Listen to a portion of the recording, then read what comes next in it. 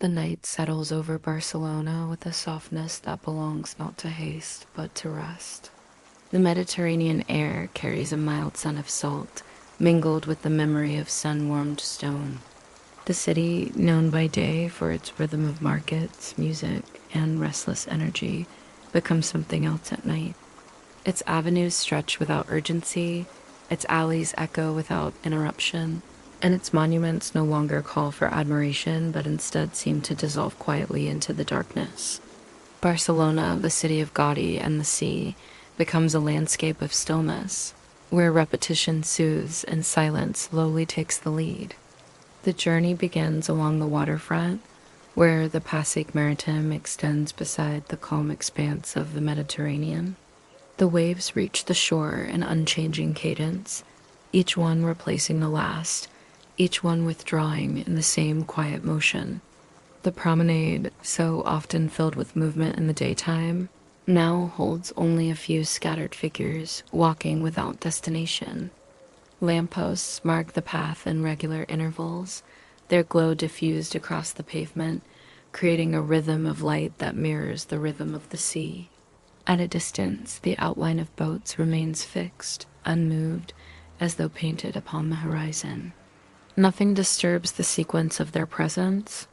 They're there, silent, constant.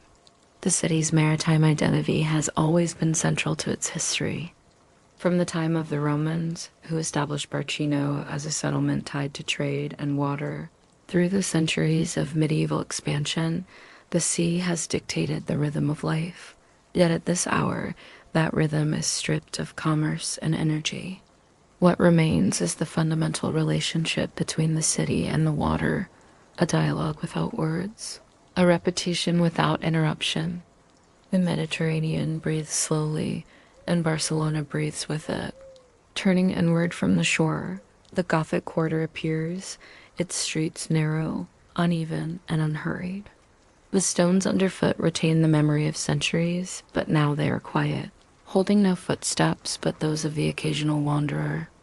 Walls of stone and plaster, marked by shadows, rise high and close, narrowing the space so that sound carries in gentle echoes. Each corner resembles the last, each passage repeats the form of the one before. The quarter becomes less a labyrinth to solve and more a pattern to observe, a steady repetition of space that allows the mind to ease into monotony. The cathedral, with its pointed towers and elaborate facade, does not shine with daylight intricacies. Instead, it looms in partial shadow, the details lost to darkness, leaving only the suggestion of mass and permanence.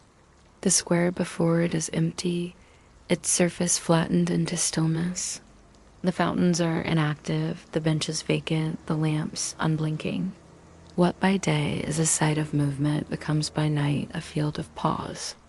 The stones, the arches, the tracery, all are present, but they no longer insist on being seen. They exist quietly, and in their quietness they invite rest. As the minutes pass, the descriptions slow, and the city offers itself in fragments. A shutter closes somewhere above.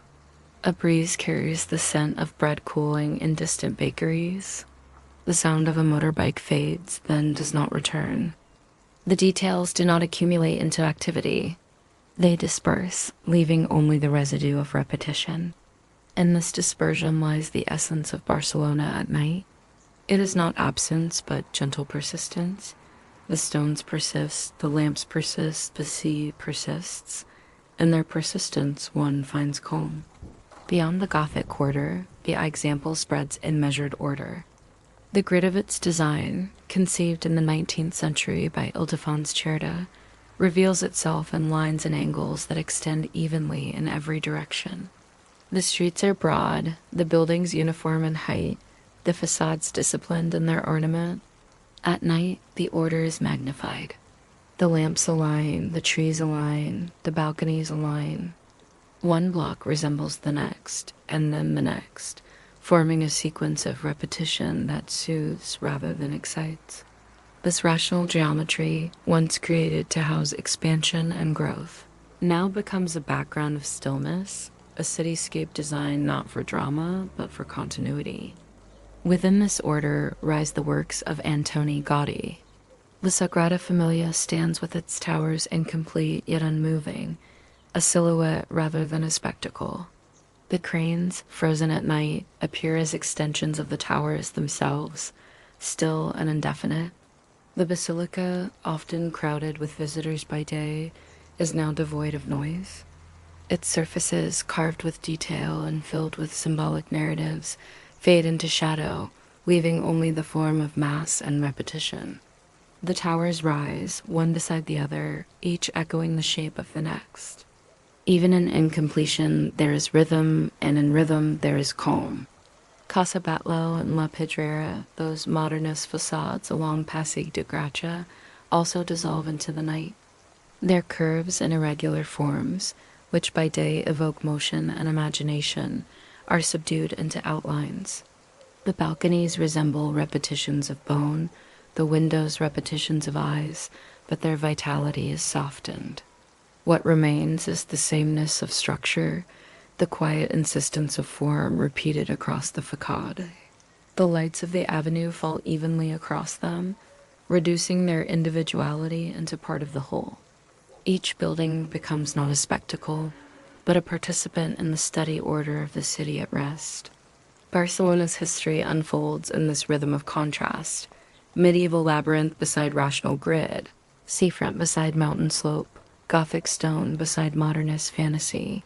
Yet at night, the contrasts dissolve. What remains is repetition, symmetry, and persistence. The variety of the city's architecture becomes subdued, its differences flattened into the sameness of shadow and silence. In this flattening lies the capacity for sleep, for the mind no longer clings to detail but releases itself into rhythm.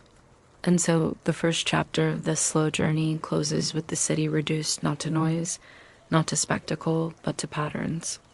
The waves repeat, the lamps repeat, the stones repeat. Barcelona does not demand attention, it simply endures.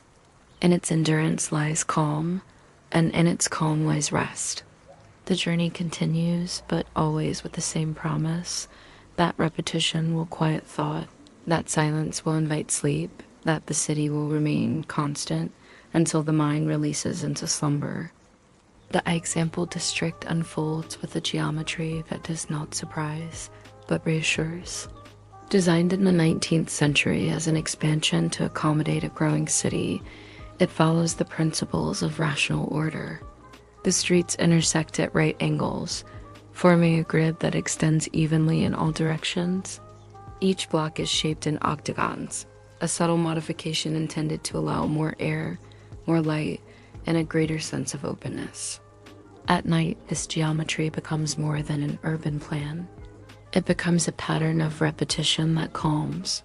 Each corner resembles the next, each building follows a rhythm, and the observer is carried along not by change, but by constancy. Along Passeig de Gràcia, the great avenue of the district, the facades stand in orderly rows.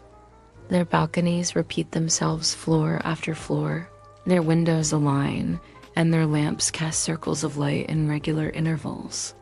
Some of these facades belong to grand modernist buildings, adorned with curves and ornamentation, yet in the darkness their individuality dissolves. Casa Batlló, with its undulating surfaces inspired by marine forms, appears muted, its colors absent, leaving only the rhythm of windows and arches. La Pedrera, with its wave-like stone facade, does not undulate at night. It holds still, its iron balconies forming a repetitive lacework. What by day is imagination becomes by night a monotony of form. The avenue, celebrated for its grandeur, becomes a slow corridor of patterns. The history of this avenue mirrors the history of Barcelona, its transformation from medieval town to modern metropolis. In the late 19th and early 20th centuries, as industrial wealth grew, families commissioned architects to design residences that displayed status and identity. Yet those identities, so distinct by daylight, merge in the night into sameness. One building follows the next, one block follows the next, and the avenue becomes a continuum. a rhythm of stone and iron without interruption. The past ambition is still present, but softened, absorbed into the general calm. Moving beyond Passeig de Gràcia, the grid continues without deviation. Each street resembles the one before. Street lamps line themselves in equidistant order, trees align with them, and the shadows fall in consistent patterns. Cars parked along the edges form rows of equal length, their outlines dark and silent. Occasionally, a tram passes, its movement steady, its sound low, its rhythm predictable. Nothing disturbs the monotony. The design of the district, once a vision of rational planning, now serves as a framework for sleep. The mind, encountering repetition, ceases to expect surprise. To the north lies the district of Grassa, once a separate village, now absorbed into the city. Its streets are narrower, less regular, yet even here the night softens variation. The plazas, known for their activity and gatherings, stand empty. Plaza del Sol, often filled with voices, now hold silence. The benches are unoccupied, the trees still, the lamps glowing without change. The surrounding buildings, modest in height, align in rows, their shutters closed, their balconies quiet. The square becomes a geometry of stillness, each element repeating the form of the others. Gràcia is known for its identity, for its traditions, for its festivals that fill the streets with color and sound. Yet at night, the essence of identity dissolves into repetition. Plaza de la Verena resembles Plaza del Sol, which resembles Plaza del Diamond. Each becomes a rectangle of space, lined with buildings, filled with air, illuminated by lamps. The detail fades, the sameness persists, and the observer is invited to rest in this persistence. To the south, Montjuic rises, a hill overlooking the city and the sea. By day, it is a place of museums, gardens, and sports facilities. By night, it becomes a dark mass, its slopes softened into shadow. The staircases that climb toward the Palau Nacional are empty, their steps repeating one after another into the distance. The fountains at their base are still, their basins reflecting faint traces of light. The palace itself looms in outline, its domes and towers subdued into silhouettes. The order of its neoclassical design becomes an arrangement of shadows, symmetrical and steady. The gardens, arranged in terraces, dissolve into darkness, their paths repeating in parallel lines. Montjuic becomes less a hill and more a field of patterns, a landscape of stillness that extends into the horizon. From Montjuic, the harbor is visible, its cranes and docks lined in regular formation. The water holds reflections of lights that tremble slightly, then return to form. Ships remain anchored, their outlines fixed. Containers line themselves in rows, their shapes identical, their colors invisible at night. The industrial order of the port, by day a scene of activity, becomes at night a quiet arrangement of forms. The repetition of cranes, the repetition of containers, the repetition of lights, all merge into a pattern suited to rest. Barcelona is not only a city of architecture, but also a city of nature. To the northwest, the hills of Collserola rise, their slopes covered in vegetation. By night, the trees become masses of shadow, undistinguished from one another. The Tibidabo mountain, crowned by the church of Sagrada Família, appears as a faint silhouette. The amusement park below it is silent, its rides motionless, its lights dimmed. The Ferris wheel, often bright with color, is now a dark circle against the sky. The silence of the hills contrasts with the city below, yet the contrast itself is softened. Both become fields of stillness, their differences muted into the same rhythm of night. The journey through Barcelona thus far reveals a city defined not by motion, but by endurance.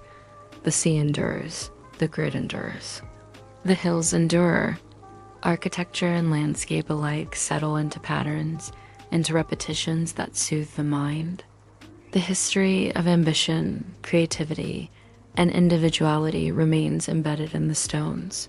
But at night, these qualities dissolve into sameness. The city becomes not a spectacle, but a background, not a narrative, but a texture. As the observer continues to wander, the rhythm grows slower. The footsteps become softer, the details fade more quickly, the spaces expand into silence. Each block resembles the last, each district resembles the next, until Barcelona as a whole becomes one vast repetition. This is not a loss but a gain, for in repetition lies calm, and in calm lies the capacity for rest. The journey does not end here, but it descends further into stillness, inviting the listener to follow its rhythm toward sleep. The Ramblas extend as a long and familiar path, a central artery of Barcelona that by day is marked by constant movement, but by night becomes something slower, more subdued, and more suitable to repetition. The avenue begins at Plaça de Catalunya and moves steadily toward the sea, a straight line shaded by plane trees that repeat themselves in uniform intervals. Their trunks align, their branches extend in predictable shapes, and their leaves, when moved by even the faintest air, create a soft and indistinct murmur. The lamps along the Ramblas mark each step with regular patches of light, circular and unchanging, cast upon the pavement. The effect is not one of spectacle but of rhythm. Each tree, each lamp, each tile of the promenade contributes to a sequence that quiets the mind. The history of the Ramblas is long, tracing its origin to a dry riverbed that once defined the edge of the medieval city. Over centuries, it became a place of gathering, of commerce, of movement. Yet in the night, that history retreats, leaving only the form of the space. The colonnades that line the avenue appear as shadows, the balconies above them closed and silent. Kiosks, which by day display newspapers and flowers, now stand empty, their shutters drawn, their surfaces smooth. The avenue becomes not a stage for activity, but a corridor of stillness, a measured line extending without interruption.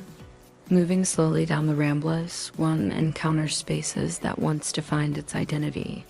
The Liceu, the great opera house, rises on one side, but its lights are extinguished and its facade is quiet.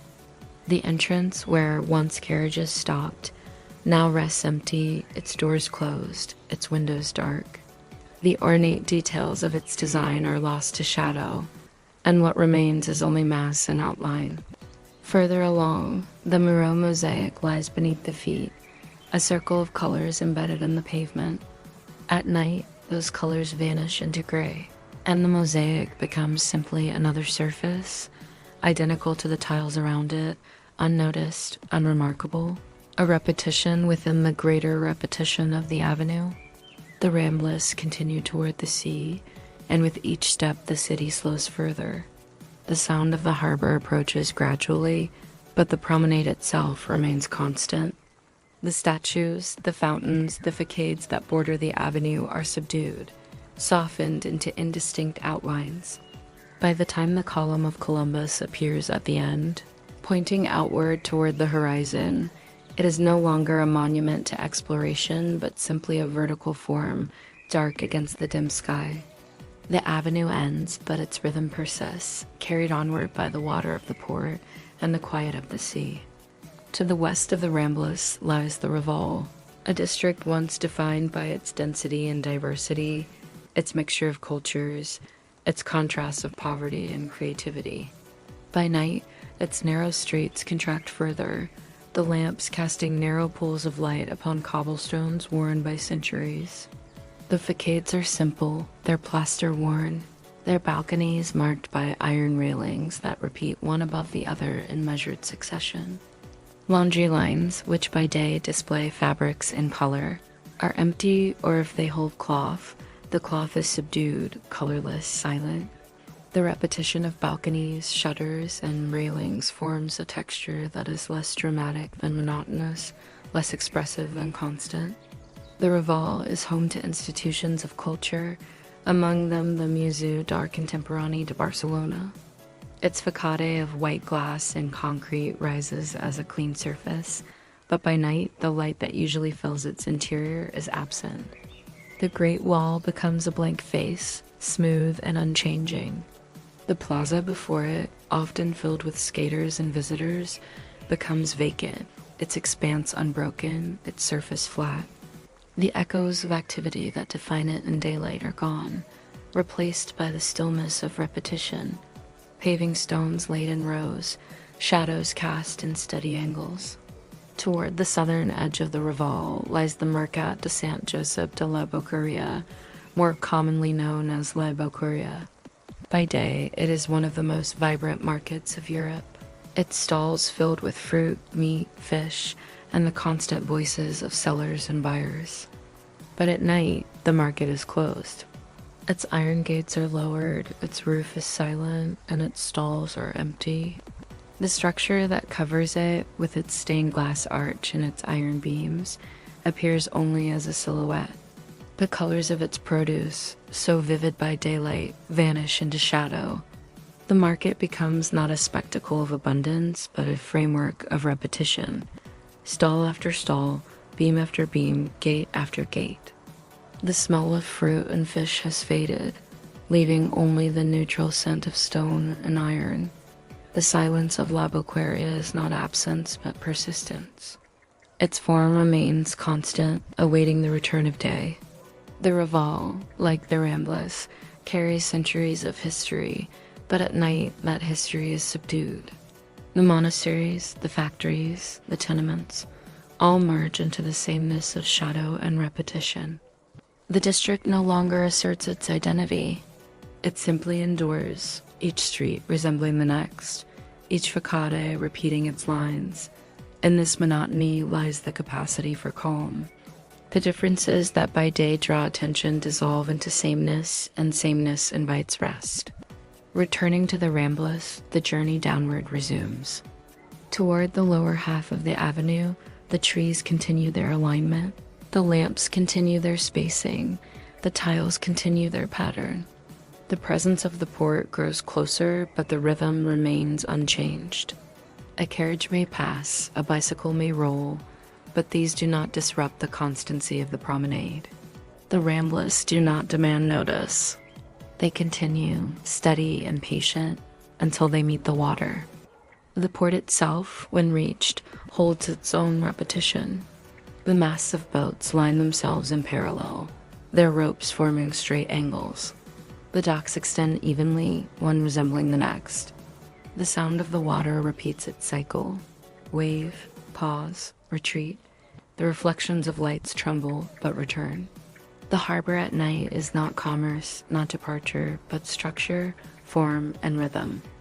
And so, in this part of the journey, Barcelona reveals another layer of its calm.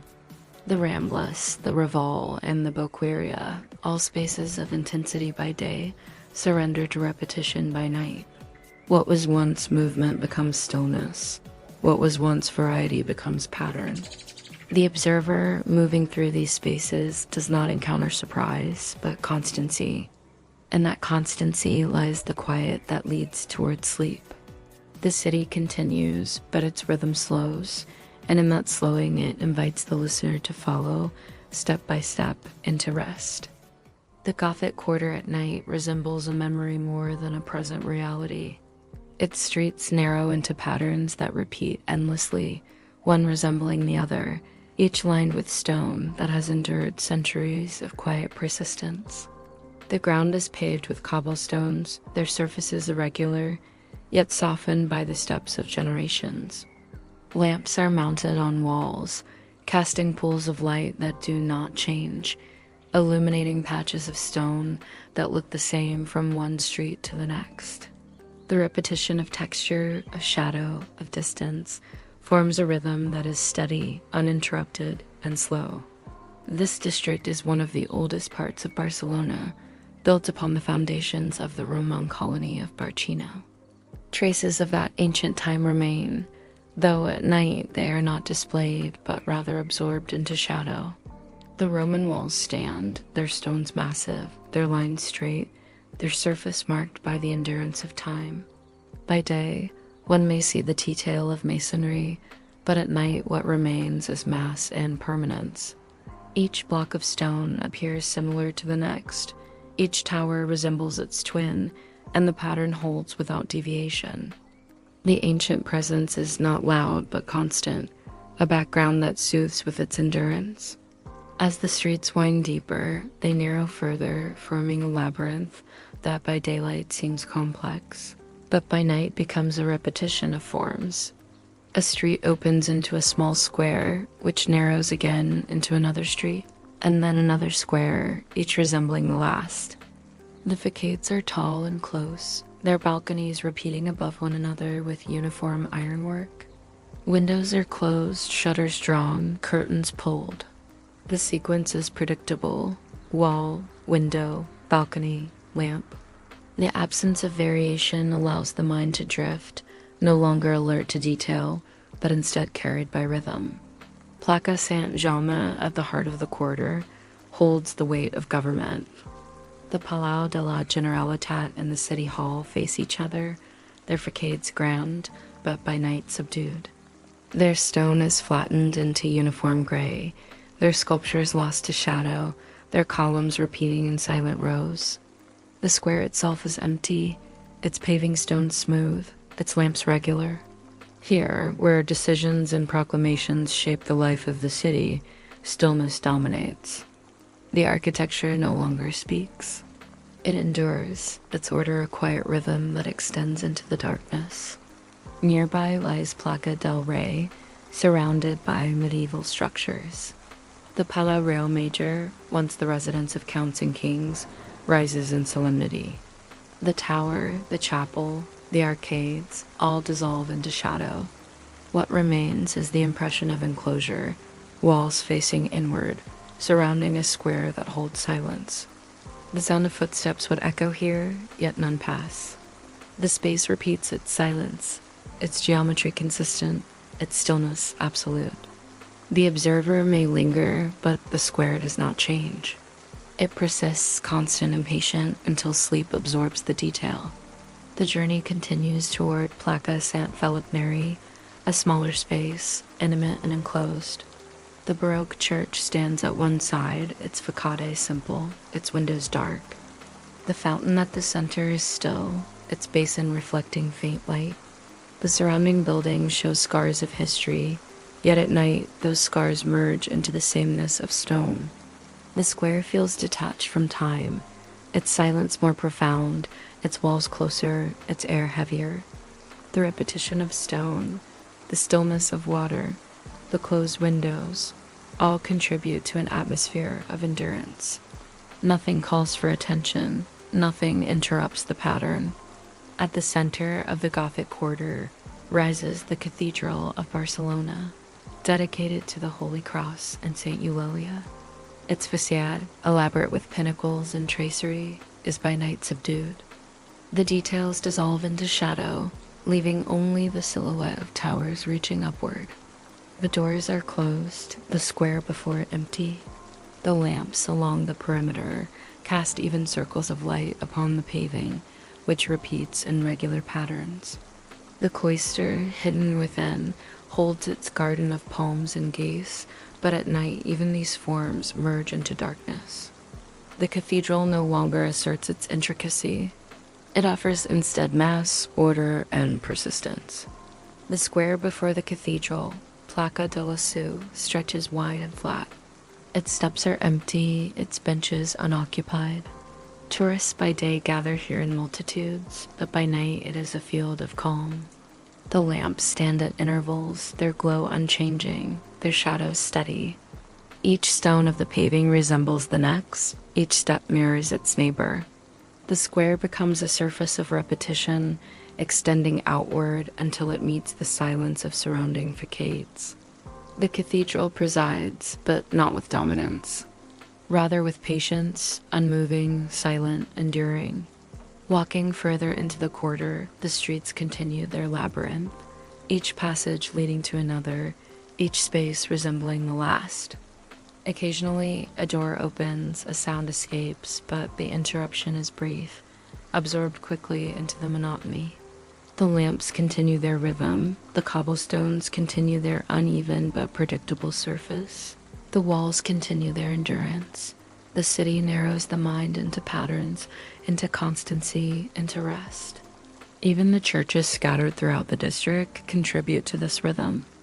Santa Maria del Pi, with its rose window, appears as a dark circle, its tracery invisible, its mass subdued. The bell tower rises but does not call. The interior holds silence, its arches resting, its nave empty. The repetition of arches, the repetition of columns, the repetition of pews, all remain unseen, but their presence endures. The church at night becomes not a place of ceremony, but a structure of constancy, aligned with the rhythm of the city itself. The Gothic quarter holds centuries of layers, yet at night those layers merge. Roman foundations, medieval palaces, Baroque churches, 19th century renovations all dissolve into sameness. The history does not disappear, but it no longer demands distinction. It becomes a texture, a continuity, a field of persistence. The observer may wander indefinitely, yet the impression remains the same: stone, shadow, lamp, repetition. The labyrinth does not confuse. It soothes, carrying the mind deeper into rest. And so, the journey through the Gothic quarter and its cathedral slows the rhythm further. What once was history becomes pattern. What once was detail becomes outline. What once was variety becomes sameness. The city's heart, so alive by day, rests by night. It does not call, it does not insist, it does not move. It persists. And in its persistence lies calm. The district of Alborn begins as an extension of the Gothic quarter, yet it carries its own rhythm, its own arrangement of streets and facades. Though by night they all merge into the same field of stillness. The avenues are narrow but not disorderly, the facades regular, the lamps steady. The sense of medieval intimacy persists, softened by centuries, repeated in patterns that do not alter. One street resembles the next, each lined with shutters closed, each balcony silent, each window dark. The quiet of the night transforms variety into sameness, individuality into endurance. Alborn has long been a place of gathering. In medieval times, tournaments were held here, markets filled its open spaces, guilds established their presence. Later, its streets became residential, its houses marked by artisans and merchants. Yet at night, that history does not declare itself. The stones do not narrate. They remain in place, their surfaces alike, their forms repeating. The district does not call attention to its past. It simply holds still, preserving its order in silence. Walking through Carre de la Princesa, one finds a line that extends without interruption. Each shopfront is closed, its shutters pulled, its surface metallic and uniform. By day, the signs proclaim identity, but at night, all signs are reduced to sameness. The sequence continues without variation: shutter, lamp, balcony, shadow. The street narrows, turns, and continues again, resembling itself in each passage. The effect is not of movement, but of continuity, as though one were not moving through space, but rather through repetition itself. At the heart of Alborn lies the Mercat d'Alborn, a 19th century structure of iron and glass, once a market, now a cultural center. By day, its framework reveals archaeological remains, its roof floods with light, but by night the glass is opaque, the iron beams dark, the vast structure reduced to shadow. Its rhythm remains, beam after beam, arch after arch, panel after panel. The repetition of industrial form, once designed for utility, becomes a background of constancy. The building does not vanish, but neither does it assert itself. It persists, quiet, still, patterned. Moving toward the center of the district, the streets narrow again until they arrive at a space of greater presence. The Placa de Santa Maria. At its edge rises the Basilica of Santa Maria del Mar, a church built in the 14th century, known as the Cathedral of the Sea. By day, its Gothic structure displays elegance and proportion, its tall windows filled with colored glass, its stone carved with care. At night, however, detail disappears. The facade becomes a surface of gray shadow, its rose window a dark circle, its towers outlines against the dim sky. The great doors remain closed, their carvings obscured. What remains is mass, height, and symmetry repeated across the facade. The church, though grand, becomes part of the night's monotony. The square before the church is quiet. Its paving stones form even rows, its lamps cast steady circles of light. The benches are empty, the air motionless. The facades that surround the square repeat their forms, balconies aligned, shutters closed, iron railings steady. The presence of the church dominates, yet not with activity, only with persistence. The observer stands, but nothing changes. The square holds its silence, the church holds its form, the night holds its repetition. Inside, though hidden, Santa Maria del Mar offers another rhythm. Its interior is defined by tall columns, evenly spaced, supporting arches that rise into a vault of symmetry. The repetition is total, column after column, arch after arch, window after window.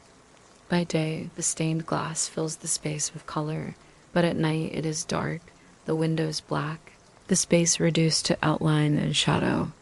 The church becomes not an interior of light, but an arrangement of order, invisible yet present. Its rhythm endures even in silence. The history of Santa Maria del Mar reflects the life of the people who built it. Unlike cathedrals funded by nobility or monarchy, this basilica was constructed by merchants, sailors, and ordinary citizens of medieval Barcelona.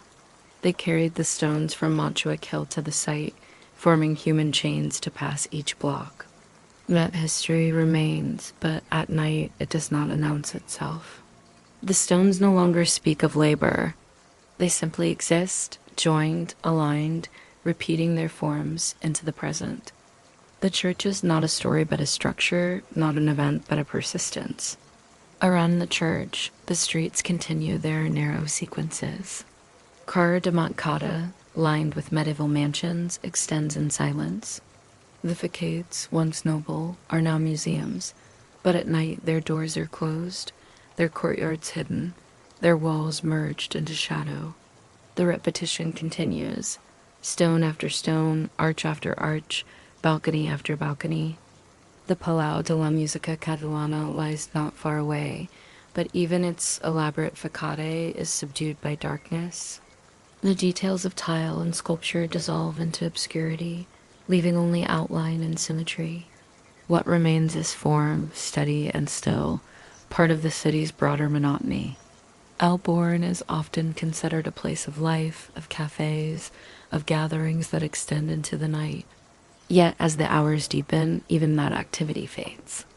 The terrace is close, the chairs are stacked, the voices disperse. The district becomes once again a pattern of streets, a grid of shadows, a rhythm of silence. The distinction between one square and the next, one street and another, dissolves. The district no longer calls attention to itself, it persists in sameness. The Basilica of Santa Maria del Mar remains the focal point, yet even it becomes part of the city's broader field of calm. Its towers, its windows, its doors, all align with the rhythm of lamps, facades, and stones. The church does not interrupt the pattern, it reinforces it.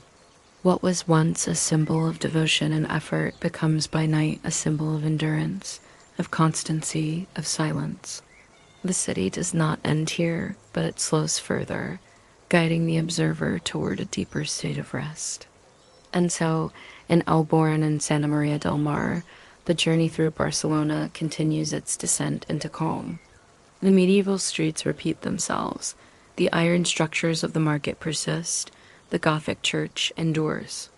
The details of history dissolve into texture, the individuality of spaces merges into sameness.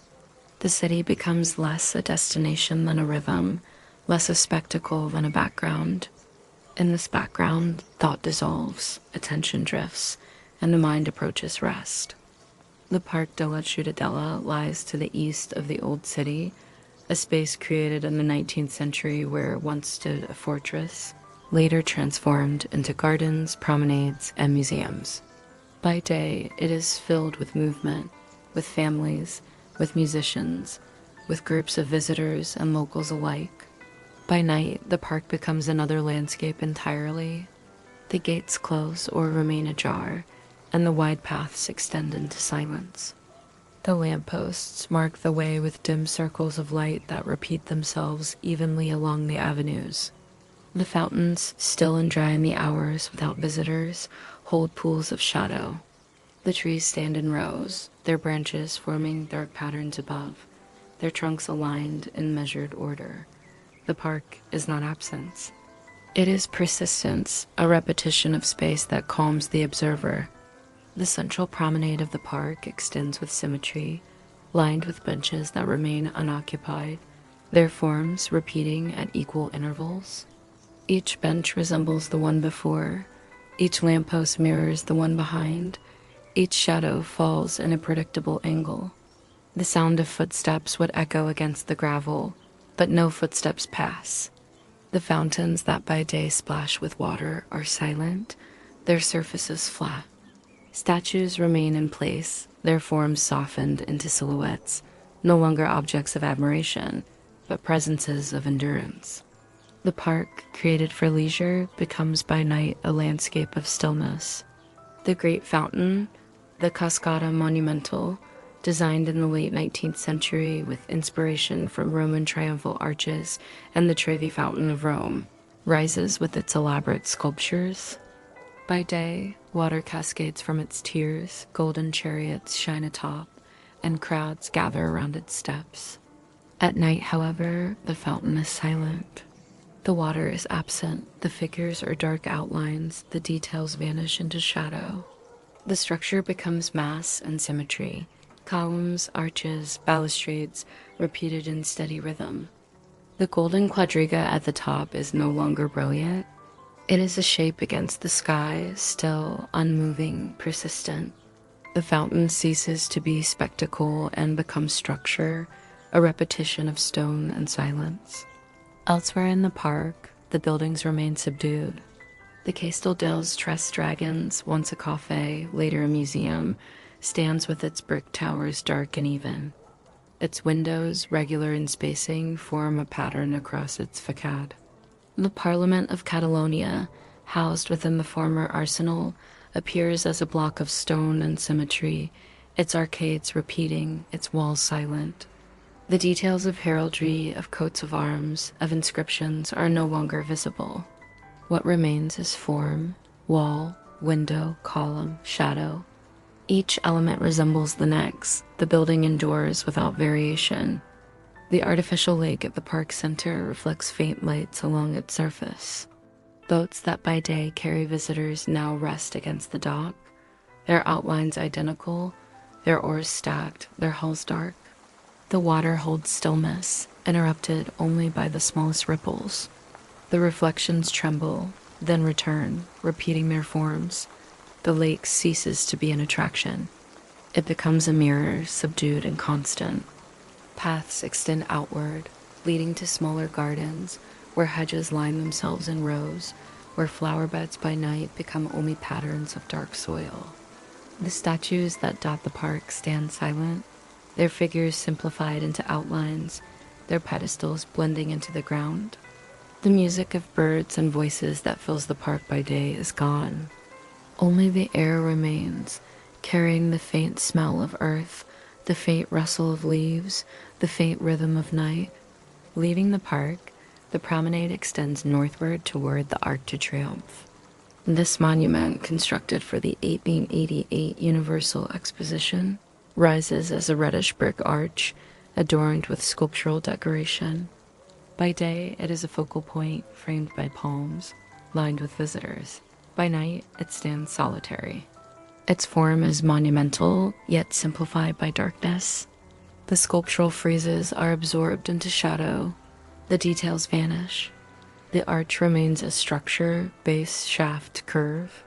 The repetition of brick, the rhythm of arches, the symmetry of design all persist in silence. The promenade that leads to the arch is wide and ordered. Palms line the way, their trunks evenly spaced, their crowns indistinct in the night. Lampposts align with them, casting equal circles of light. The pavement stretches flat, unbroken. Benches repeat at measured intervals, empty. The sequence continues toward the arch, each element mirroring the last, each form reinforcing the rhythm. The result is not spectacle, but constancy. The Arc de Triomphe itself was built not as a symbol of military victory, but as a gateway to the exposition, a symbol of progress, of openness, of welcome. That history remains inscribed in its structure, yet at night it does not proclaim. The arch no longer frames exhibitions or parades, it frames silence. The space beneath it is empty, the pavement flat, the lamps steady. The arch endures not as a message, but as a pattern symmetrical and still. Around it, the space is wide, bordered by trees and facades. The facades, uniform in height and design, repeat their windows, their balconies, their shutters. The trees align with them, their trunks forming a second order of repetition. The lamps cast their light evenly, without variation. The square becomes an expanse of geometry, arch, row, shadow, reflection. It does not change, it persists. The journey through the Parc de la Ciutadella and toward the Arc de Triomphe reveals once again the city as rhythm of endurance. Spaces created for movement and gathering, for leisure and celebration, dissolve into monotony by night. Their details fade, their individuality softens, their forms merge into sameness. The park becomes not a scene of activity, but a field of patterns. The arch becomes not a monument of triumph, but a structure of symmetry. In both, the repetition soothes, the constancy calms, the silence endures. The observer walking here no longer expects variety. Each step resembles the last, each view mirrors the one before. The city continues, but it does not demand attention. It persists patient and steady until thought itself begins to slow. In this constancy lies rest, in this repetition lies sleep. The journey goes on, but the rhythm has already settled into its soporific pace, guiding the listener deeper into calm. The district of Barceloneta extends like a narrow peninsula between the city and the sea.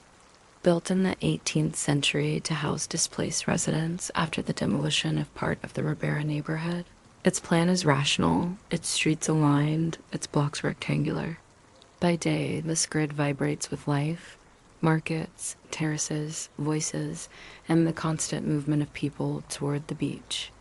By night, the same plan becomes a quiet field of repetition. Streets stretch parallel, identical in length, lined with facades that mirror one another. The lamps cast equal circles of light upon pavements that differ little from one another. The sound of voices fades, replaced by the soft rhythm of the sea. The facades of Barceloneta are narrow and tall, rising 3 or 4 stories, their balconies stacked in vertical sequence. Laundry lines hang by day, colorful, filled with fabric. At night they are empty, or if not empty, the colors vanish into shadow. Each balcony repeats the same pattern of iron railing, each shutter closes, each window darkens. The rows extend block after block, forming a continuity that quiets the mind. The individuality of each house dissolves into a geometry of sameness. Walking along Carrer de la Maquinista, the repetition is absolute. Each street parallel to it resembles the one before. Narrow passage, facades aligned, lamps in sequence, shadows unchanging. The grid of the district was designed for clarity, for order, and at night, that order becomes monotony. The observer moves forward, but the impression does not shift. It remains constant, a rhythm of facade and light. At the edge of Barceloneta lies the sea. The promenade stretches wide, its pavement smooth, its lamps aligned in equal intervals.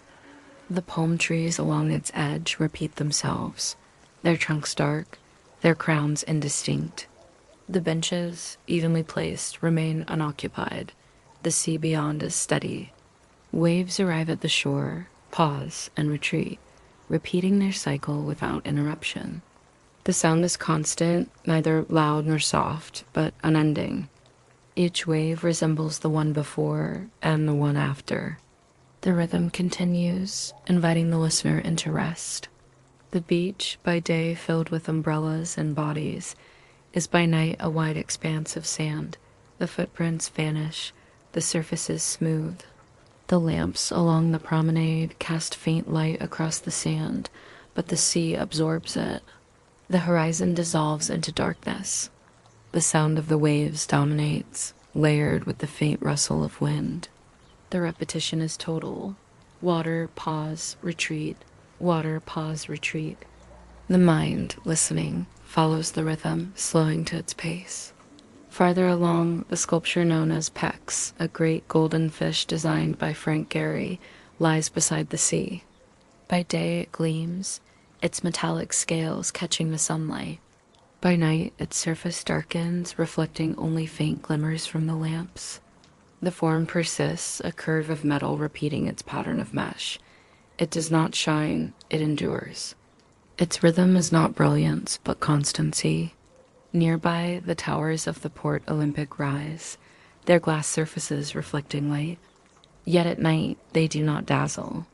They stand as vertical forms, their windows forming repetitive grids of light and shadow. The marina at their base holds rows of boats, each similar in outline, each tied in place, each reflecting faintly upon the water. The masts align, the ropes form parallel lines, the repetition continues. The harbor becomes a geometry of silence, its activity suspended, its structure persistent. The air here carries the scent of salt and the faint odor of seaweed. The humidity softens the night, the breeze repeats its rhythm. It arrives, it pauses, it retreats, like the water itself. The city behind feels distant, softened into shadow, its sounds absorbed. The sea dominates, not with force, but with persistence. Its constancy erases variation, leaving only rhythm. Walking farther along the promenade, the lamps continue their order. Each circle of light resembles the one before. Each palm tree stands at measured distance. Each bench repeats the same form. The pattern extends indefinitely, without deviation, until it dissolves into silence. The sea remains beside it, steady, unchanging. Together, promenade and sea form a rhythm that cannot be broken.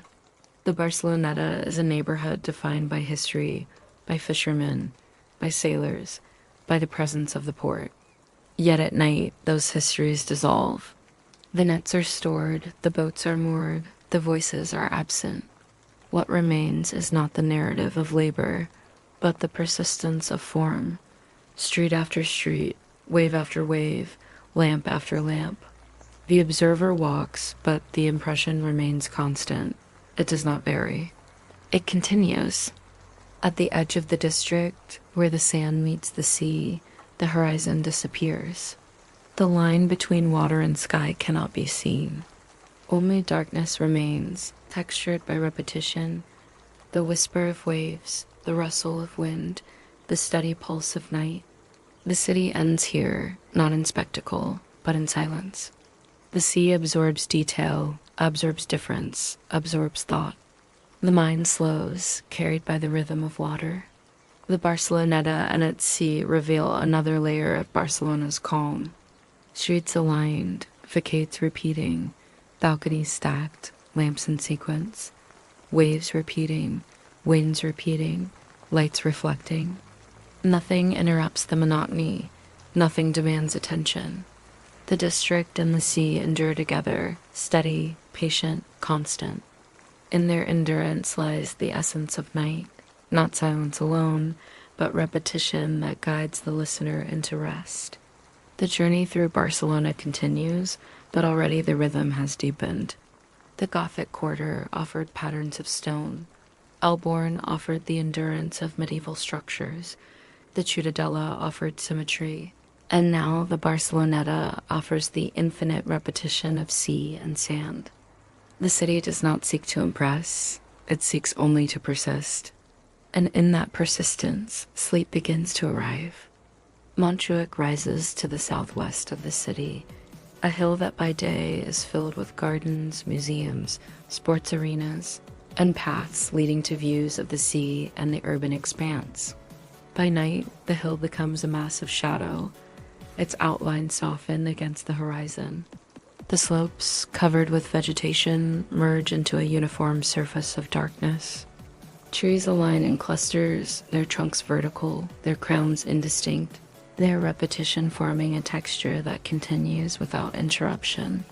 The hill endures as a shape, steady and unchanging, its presence calm and persistent. The ascent begins at the base, near Placa d'Espanya, where the great avenues converge.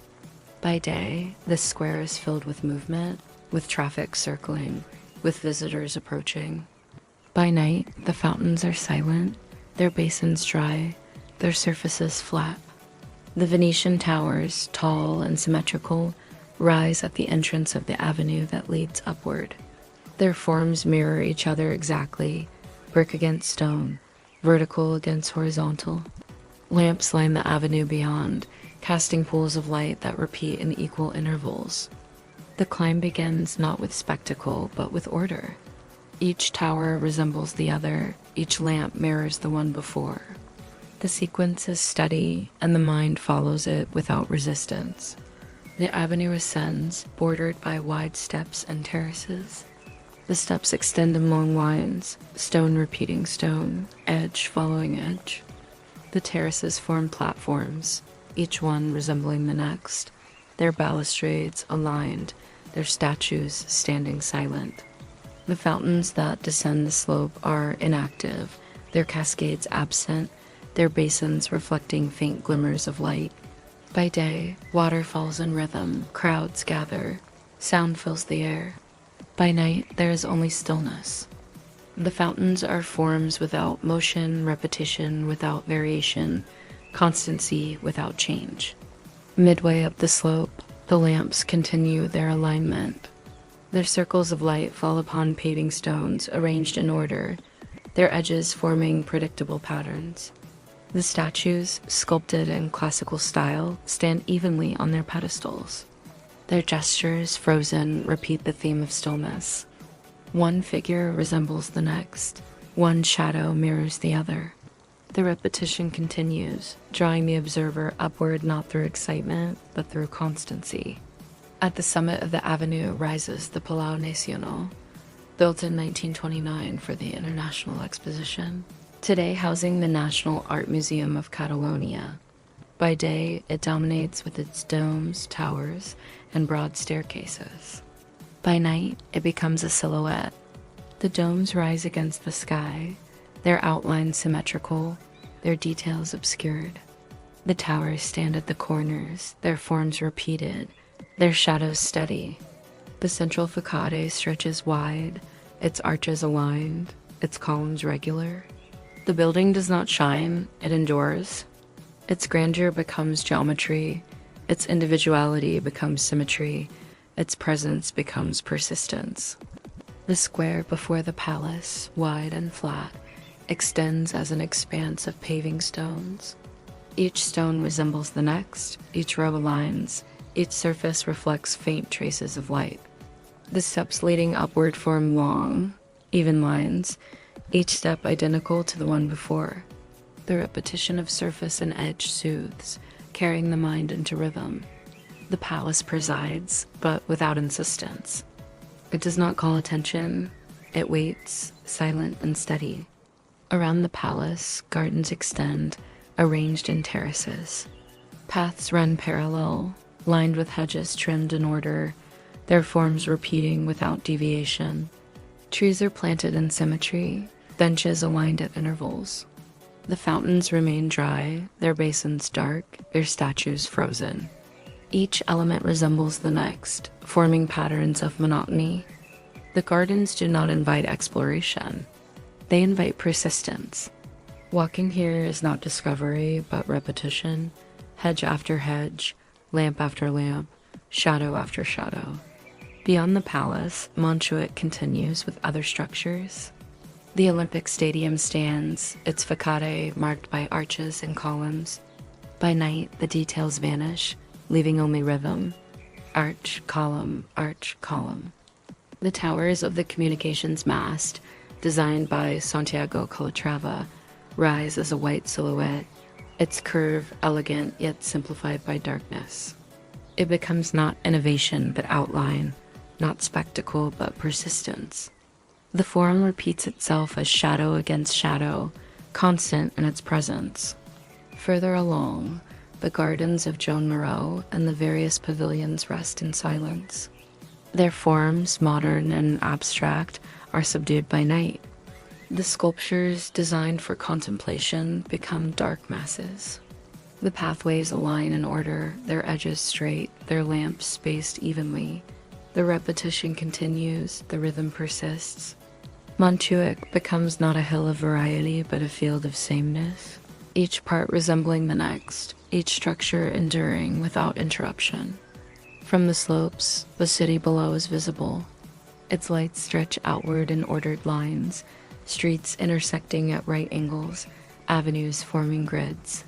The repetition of the eye example extends into the distance, each block resembling the next, each lamp forming a point of light. The sea reflects faintly, its surface steady. The mountains beyond hold their silhouettes in stillness. The city becomes a field of repetition, viewed from above as geometry. Returning to the palace, the impression remains constant. Its domes and towers do not change, its steps repeat, its lamps align. The gardens hold their order, the fountains their silence, the statues their immobility. The hill itself persists, shadow against horizon, slope against slope.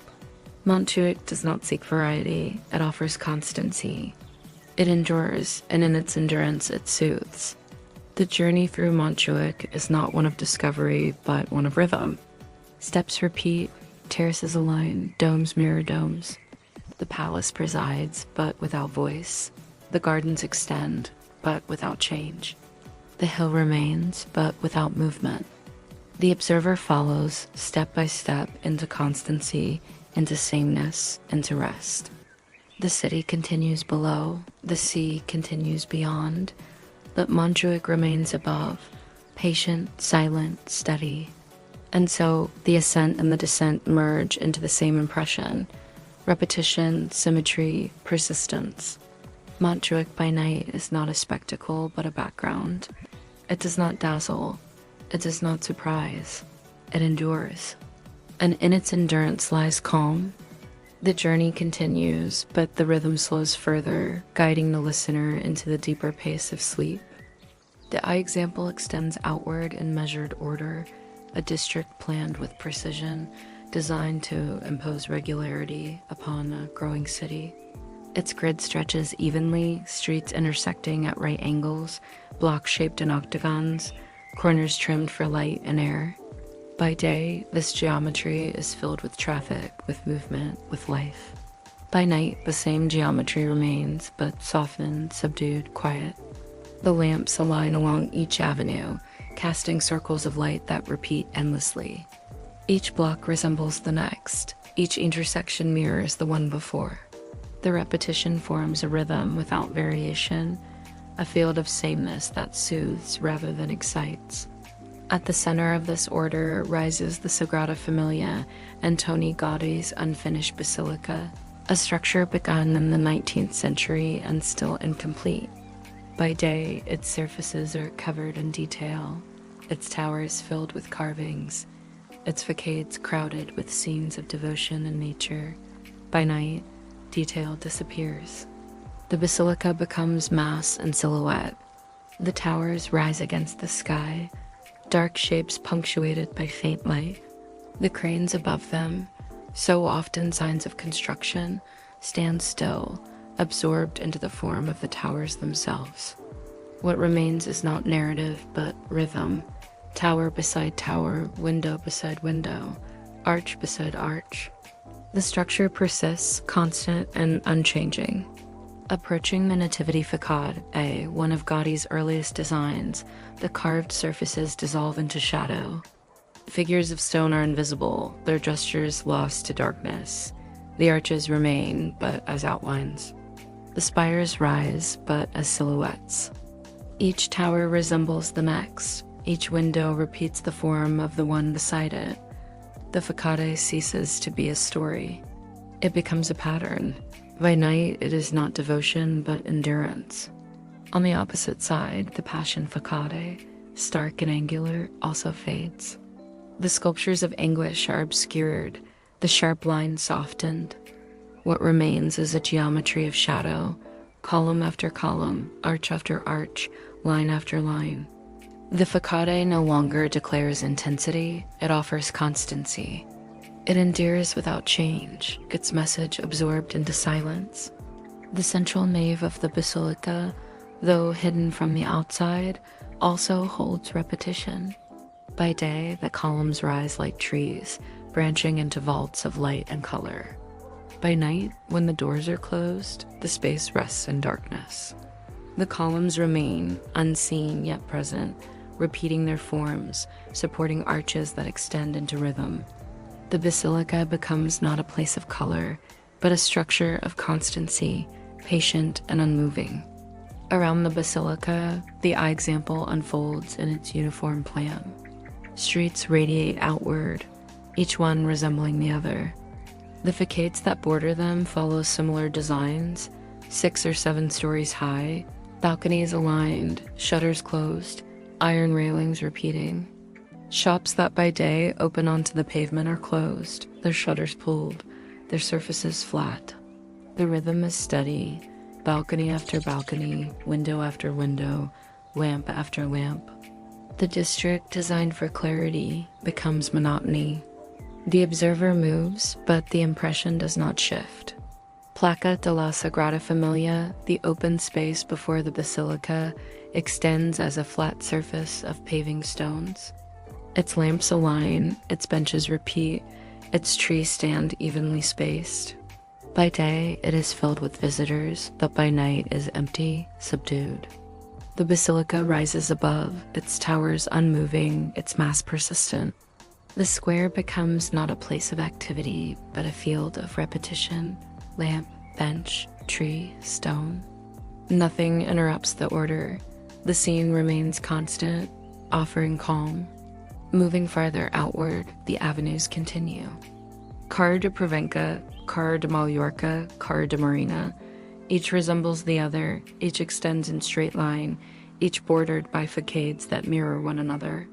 The lamps mark the way in equal intervals, the trees align, the shadows fall in predictable patterns.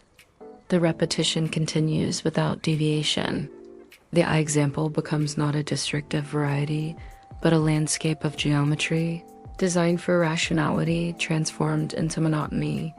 Within this order, occasional landmarks rise. Hospitals, schools, churches appear, but at night they are subdued. The Hospital de Sant Pau, another masterpiece of Catalan modernism, lies not far to the northeast. By day, its pavilions of brick and tile are bright with color and form. By night, they become silhouettes. The domes are dark shapes, the towers shadows, the arcades outlines. The repetition persists, dome beside dome, arch beside arch, column beside column. The hospital ceases to be spectacle. It becomes structure, enduring and silent. The eye example reflects the vision of its planner, Olafans Cerdà, who imagined a city of equality where each block resembled the next, where light and air reached all residents, where uniformity served well-being. By day, life interrupts that order.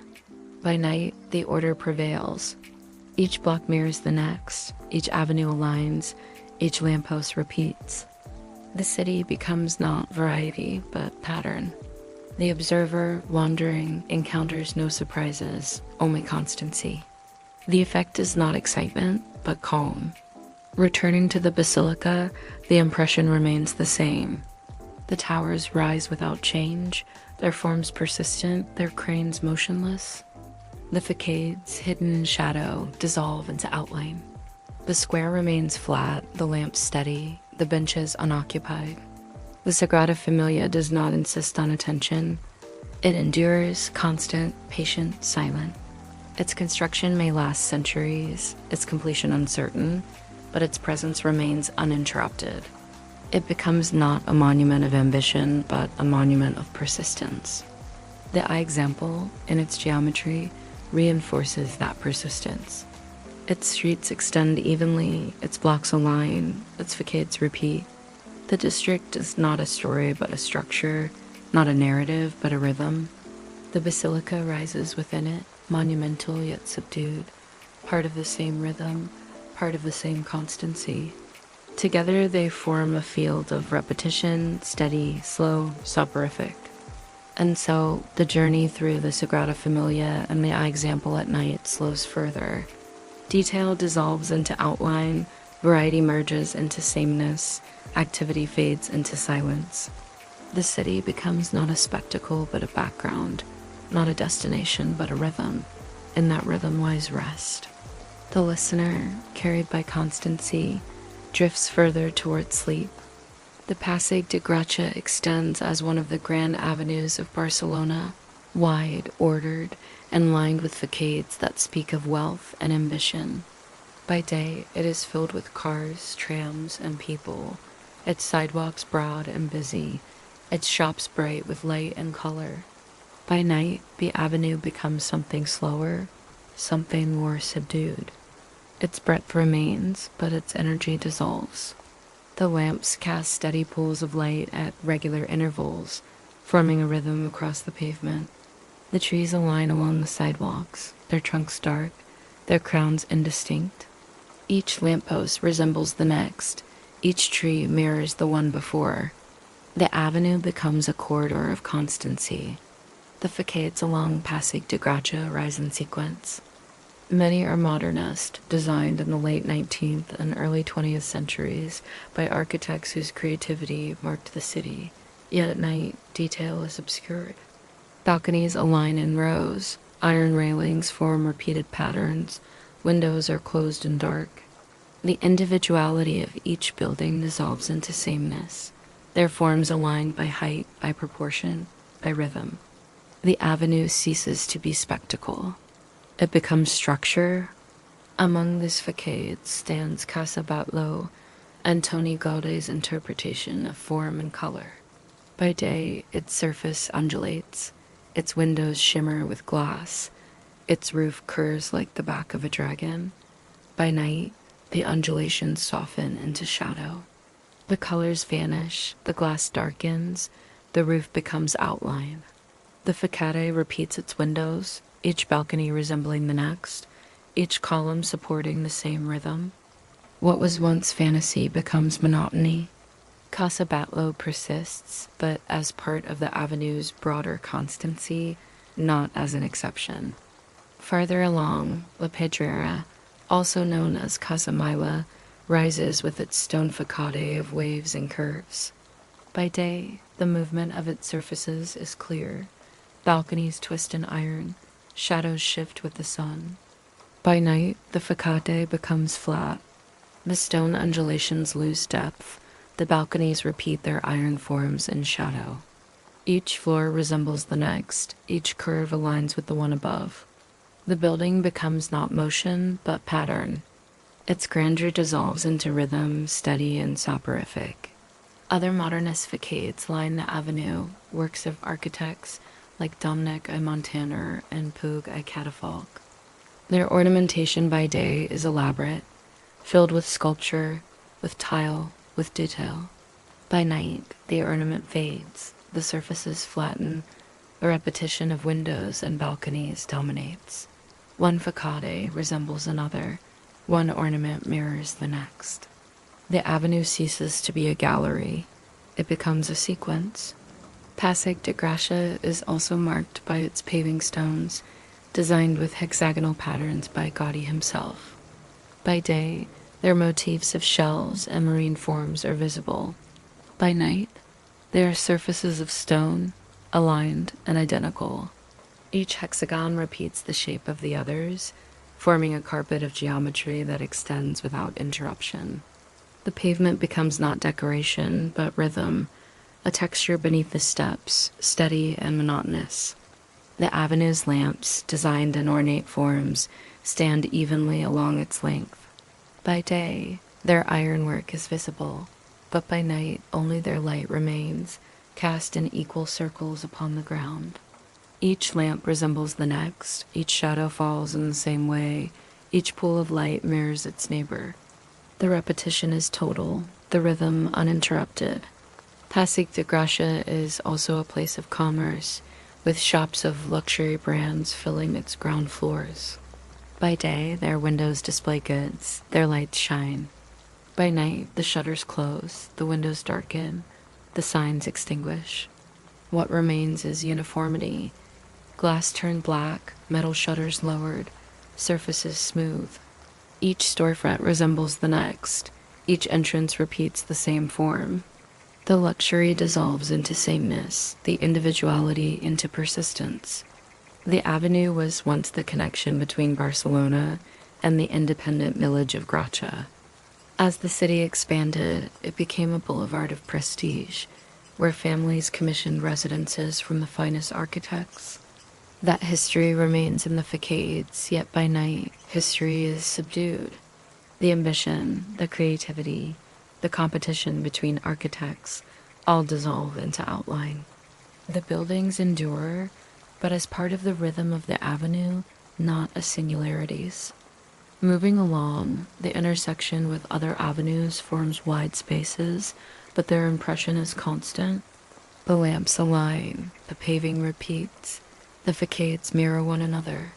The avenue continues its rhythm without interruption, its order unchanging. Each step resembles the last, each block mirrors the one before. The observer walks, but the impression remains constant. Casa Batlló, with its stepped gable inspired by Northern Europe, stands beside Casa Batlló. By day, its tiles and sculptures draw attention. By night, the gable becomes a dark outline, the tiles invisible, the sculptures lost.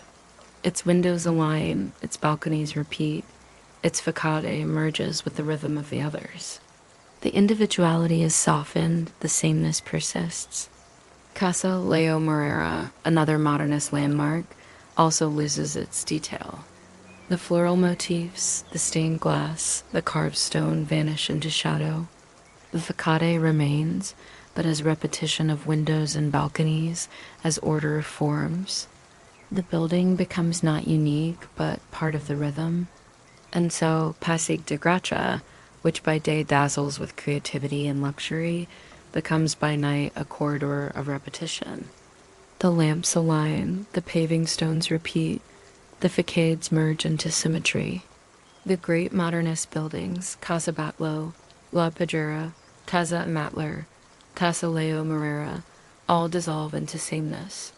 Their ambition remains, but subdued, absorbed into the constancy of the avenue.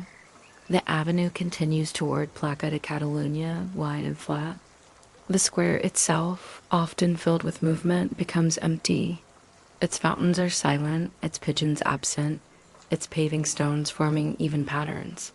The lamps cast their circles of light, steady and unchanging. The facades that frame the square align in symmetry. The square ceases to be a center. It becomes a surface. Passeig de Gràcia by night is not a spectacle but a rhythm.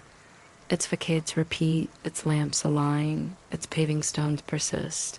The avenue endures, patient and constant. The observer walks, but the impression remains the same. Repetition, symmetry, persistence. The avenue does not demand attention. It offers constancy. In that constancy lies calm, and in that calm lies the invitation to sleep. Plaza de Catalunya lies at the very center of Barcelona, a space that by day is restless, filled with movement, with a constant intersection of people, cars, buses, and voices. It is the square where the eye example meets the old city, where avenues converge, where commerce and transit dominate. By night, however, the square transforms. Its fountains are stilled, its pigeons absent, its voices gone. What remains is a wide expanse of paving stones, ordered, repeating, extending without interruption. The square ceases to be a stage for activity. It becomes a surface of geometry. The fountains at the center, designed to cast arcs of water and rhythm by day, hold silence at night. Their basins reflect faint circles of light, their edges smooth, their surfaces flat.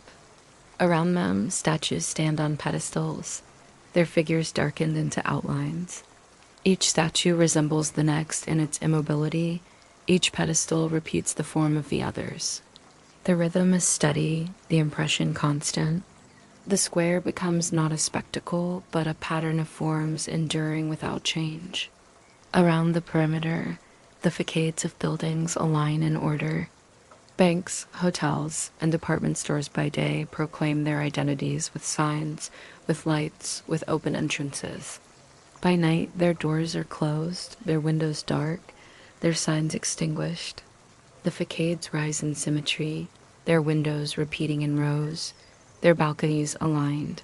The individuality dissolves into sameness. The square is framed not by variety but by rhythm. Each facade resembles the next. Each surface continues the pattern. The paving stones of the square are broad and even, forming lines that extend across its surface. Each stone resembles the others, each seam aligns. The repetition is total. Lamps stand at intervals, their glow steady, their circles overlapping slightly, their shadows constant. Benches align along the edges, unoccupied, identical. Trees planted in rows form dark silhouettes, their trunks straight, their crowns indistinct. The entire square becomes a geometry of persistence. Plaza de Catalunya has long been a meeting point, a place of gathering, of demonstrations, of celebrations. Its history is one of noise and movement. At night, that history is subdued. The square does not narrate. It endures. Its role as center persists, but as a center of silence, not of motion. Its geometry remains, its surfaces remain, its lamps remain. The constancy soothes, the persistence calms. From the southern edge of the square begins the descent toward Las Ramblas. The promenade extends downward, shaded by plane trees, lined with facades, leading toward the sea. By day, the Ramblas are filled with movement, a corridor of voices, of kiosks, of markets. By night, the same space becomes subdued. The trees align in sequence, their trunks straight, their branches forming patterns above. The lamps along the avenue cast equal circles of light upon the pavement. Each tree mirrors the next, each lamp resembles its neighbor. The rhythm begins again, steady and soporific. At the upper end of the Ramblas, kiosks stand closed. Their shutters are pulled, their forms rectangular, their repetition steady. By day, each kiosk offers flowers, newspapers, souvenirs, food.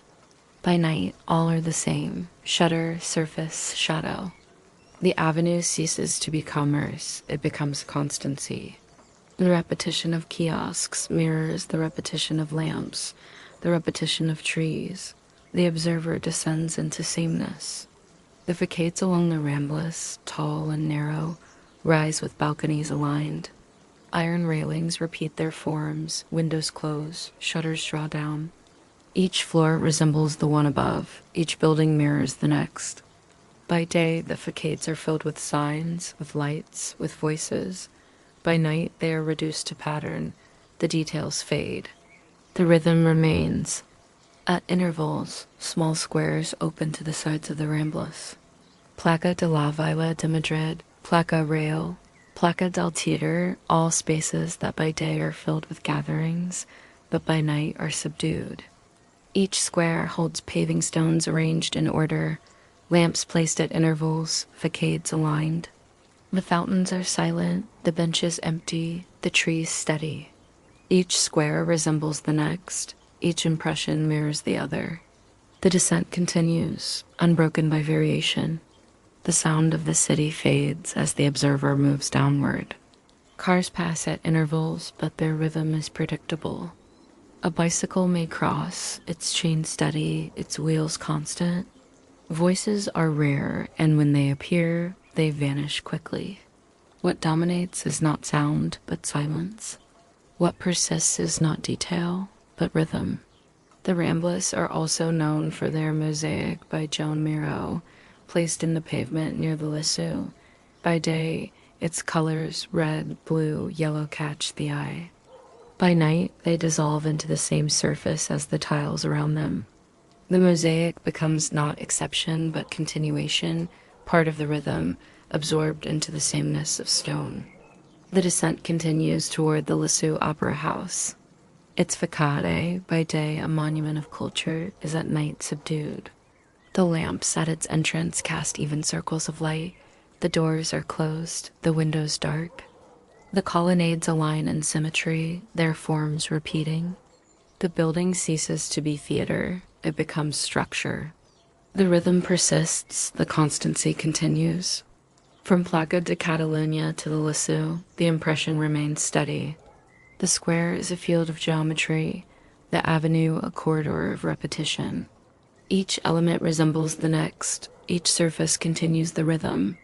The city endures without variation, guiding the observer into calm.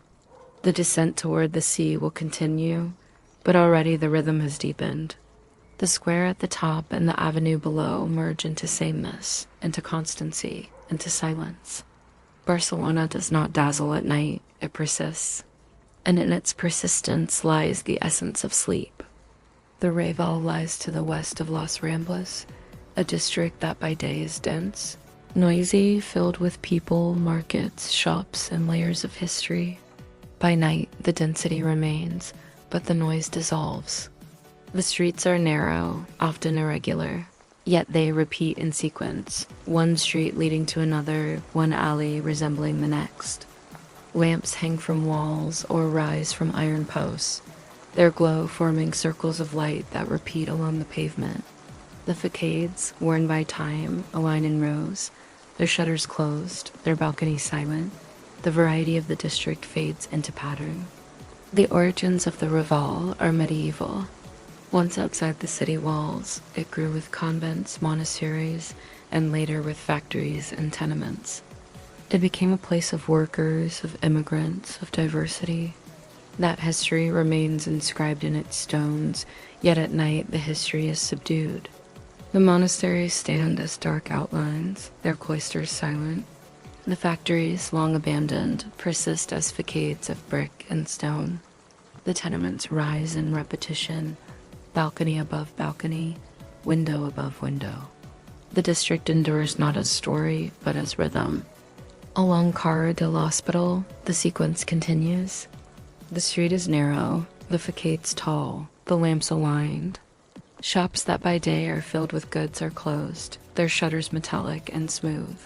Each shopfront resembles the next, each entrance mirrors its neighbor. The repetition calms, reducing variety into constancy. The Hospital de la Santa Creu, once a medieval hospital, now a cultural space, lies within the district. By night, its courtyards are empty, its arches dark. The Gothic stone persists, its arcades repeating, its cloisters enduring. The building does not narrate history. It offers geometry. Deeper in the district, the Rambla del Raval opens as a broad space, unlike the narrow alleys that surround it. By day, this promenade is filled with people and terraces. By night, it is subdued. The palm trees that line it stand in straight rows, their trunks vertical, their crowns indistinct. Benches align at intervals, unoccupied. The lamps cast even circles of light upon the pavement. At its center stands the large sculpture of a cat by Fernando Botero. By day, its brown surface is touched and climbed upon. By night, it is a mass of shadow, its form simplified, its presence constant. The square becomes not activity but rhythm, tree, bench, lamp, shadow. The Raval is also marked by the presence of cultural institutions. The Museu d'Art Contemporani de Barcelona, with its white glass facade, stands near Plaça dels Angels. By day, skaters and visitors fill the plaza. The museum shines with light. By night, the facade becomes opaque, the glass dark, the walls blank. The plaza, wide and smooth, is empty, its paving stones aligned, its lamps steady.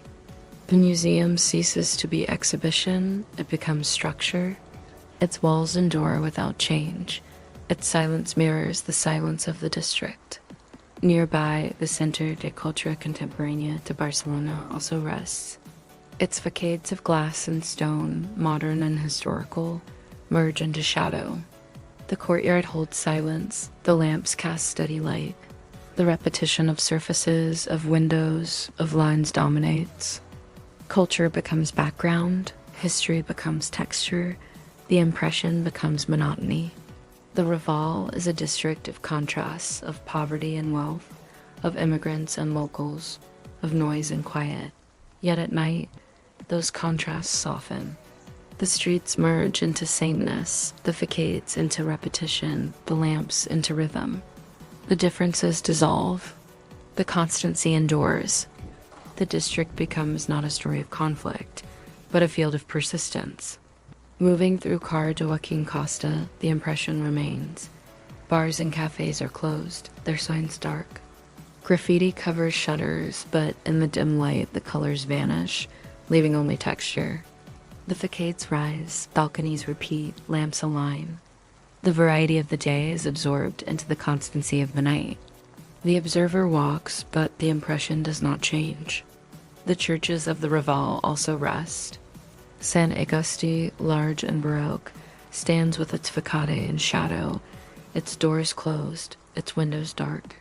The square before it is empty, its paving stones aligned, its lamps casting steady light. The repetition of benches, of facades, of shadows continues.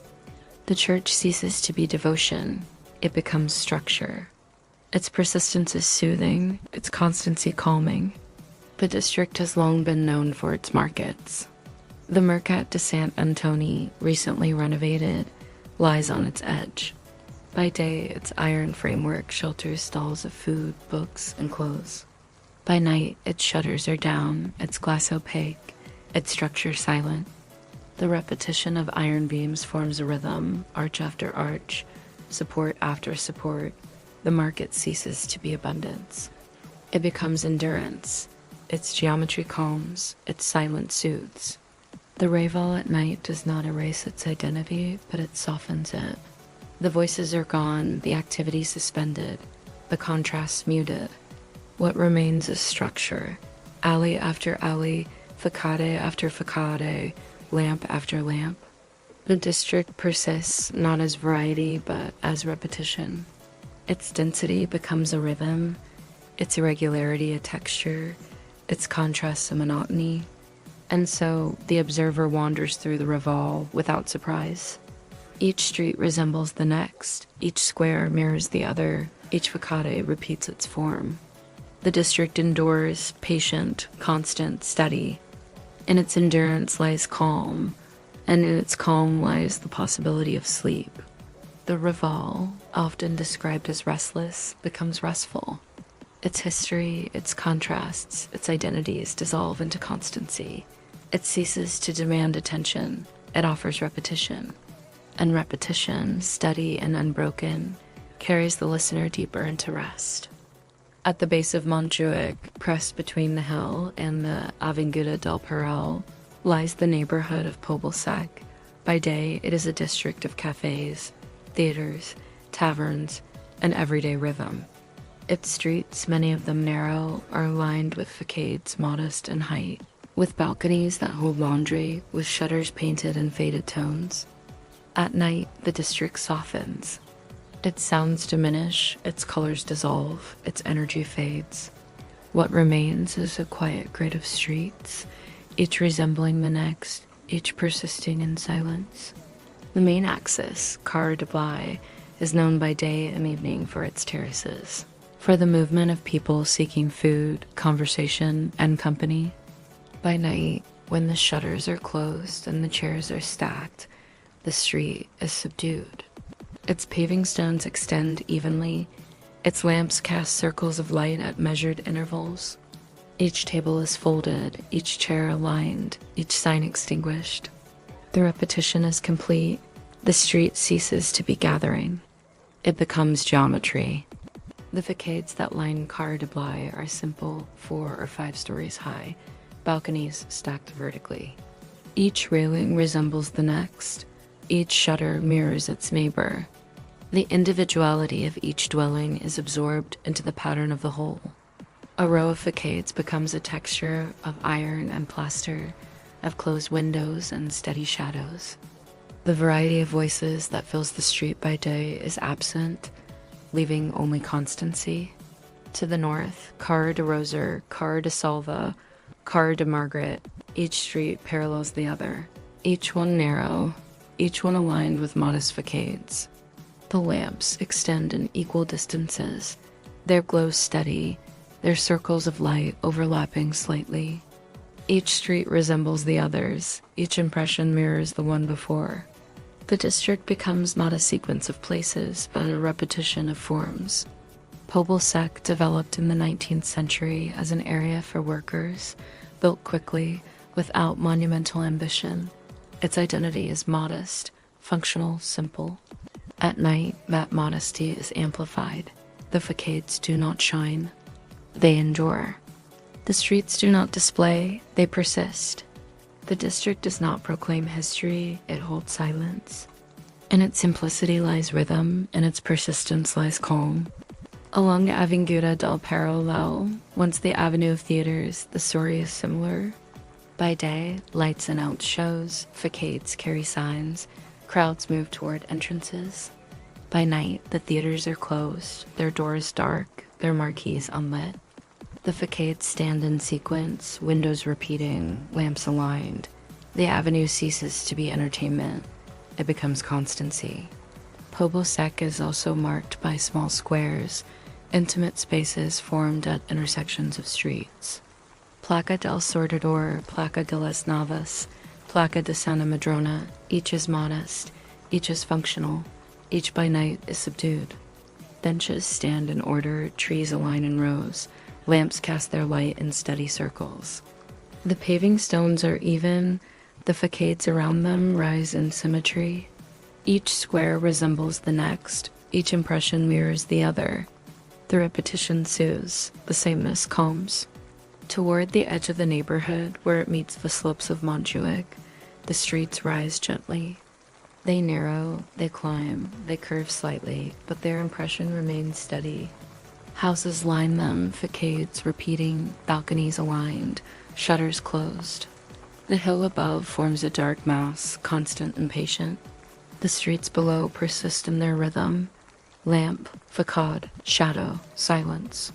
The neighborhood is also defined by its cultural diversity, its population drawn from many origins. By day, this diversity appears in signs, in shops, in voices. By night, those distinctions fade. The shutters are lowered, the signs are dark, the voices are absent.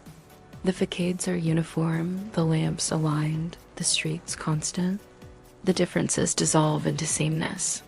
The neighborhood becomes not a mosaic, but a pattern. At the southern edge, near the foot of Montjuic, lie small gardens and open spaces. By day, children play, residents gather, conversations fill the air. By night, the gardens are empty, their benches aligned, their paths ordered. The trees form dark silhouettes, their trunks vertical, their crowns indistinct. The repetition persists, bench, lamp, tree, shadow. The gardens endure not as activity, but as geometry. The identity of Pobl Sec has always been one of modesty, of daily life, of simplicity. At night, that identity is distilled into rhythm. Each street mirrors the next, each square resembles the others, each facade repeats its forms. The neighborhood does not vanish. It endures. Its persistence becomes soothing, its constancy calming. The observer, wandering through its quiet, encounters not variety, but repetition. In repetition lies rest. The journey through Pobl Sec is not one of discovery, but of constancy. Car after car, placa after placa, facade after facade. Each element mirrors the others, each impression repeats. The district becomes not a story to follow, but a rhythm to enter. The rhythm is slow, steady, patient. The mind, encountering sameness, releases detail and drifts toward calm. And so, at the foot of Montjuic, Pobl Sec rests. Its streets endure, its facades persist, its lamps align. The neighborhood holds silence, not absence, but persistence. In its constancy lies calm, and in its calm lies the invitation to sleep. Gràcia lies to the north of the Eixample, once an independent village, later absorbed into the expanding city. By day, it retains something of its independence, with narrow streets, small shops, lively cafes, and plazas filled with conversation. By night, however, the village quality transforms into silence. Its streets become patterns of repetition, its plazas surfaces of constancy, its facades sequences of endurance. The identity that by day is variety is by night sameness. Walking through Carrer de Verdi, one of the main axes of the district, the difference is immediate.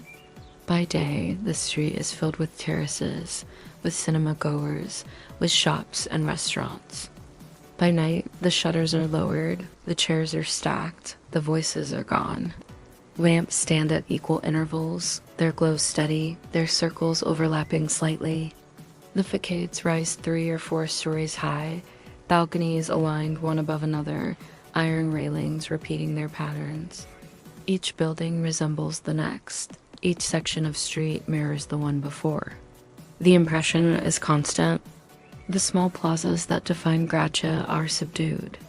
Placa del Sol, often filled with young people, with music, with conversation, is quiet. The benches remain in order.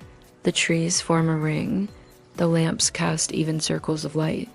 The paving stones are smooth, their lines aligned, their surfaces unbroken. The facades that surround the square are modest, their shutters closed, their balconies silent. The square ceases to be gathering. It becomes geometry.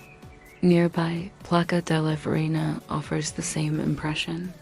Its church facade stands dark, its doors closed, its windows shadowed. The benches align, the lamps repeat their forms, the trees mirror one another. The facades around the square rise in steady rhythm, balconies stacked, shutters drawn. The square resembles Placa del Sol, which resembles Placa del Diamant, which resembles Placa del Nord. Each becomes a variation of the same pattern: paving, bench, lamp, facade. The sameness persists, and in persistence lies calm. Gràcia is known for its festivals, when streets are decorated, when lights and fabrics fill the air with color. By night, outside those moments, the streets are plain. Their pavements extend in straight lines, their facades align, their shutters close. The repetition dominates. Carrer de Lor, Carrer de Torrent de Lola, Carrer de Astries, each resembles the others, each extends with the same impression. The observer walks, but the scenery does not change. The facades are simple, plastered, often painted in muted tones, but by night all color disappears. What remains is form: wall, window, balcony, shutter. Each element repeats, each house resembles the next. Occasionally, a light remains in a window, but even this becomes part of the pattern. One light resembles the other, one glow mirrors the next. The district does not display variety, it offers constancy. Placa del Diamant, known from literature and history, stands as another space subdued. Its paving stones extend evenly, its benches align, its lamps glow steadily. The facades rise in modest symmetry, their balconies aligned, their shutters closed. The history that gives the square meaning is not visible at night. The square does not narrate, it persists. Its impression is identical to the others. Placa del Sol, Placa de la Verena, Placa del Diamond. Each merges into sameness. The mind, encountering sameness, releases detail. Gràcia's identity as a village remains visible in its scale, in its plazas, and its intimacy. Yet at night, that intimacy is subdued into repetition. Each square resembles the next, each street mirrors the other, each façade repeats. The district becomes not a collection of places, but a rhythm of forms. The observer, moving through it, does not discover. The observer repeats.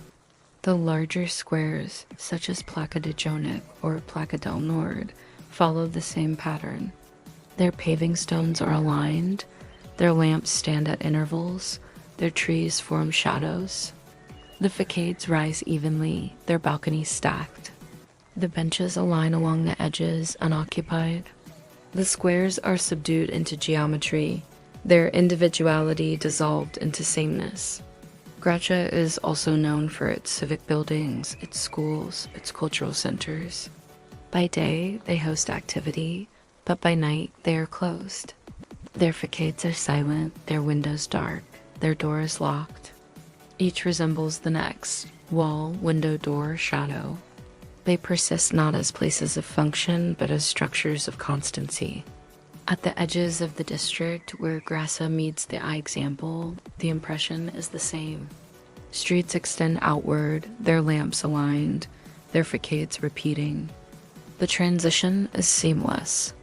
The grid of the Eixample continues, the pattern of Gràcia dissolves into it. The rhythm remains unbroken, the constancy continues. Gràcia is celebrated by day for its variety, its independence, its plazas filled with life. By night, that life fades. The district endures not as spectacle, but as pattern. Streets repeat, plazas mirror, facades align.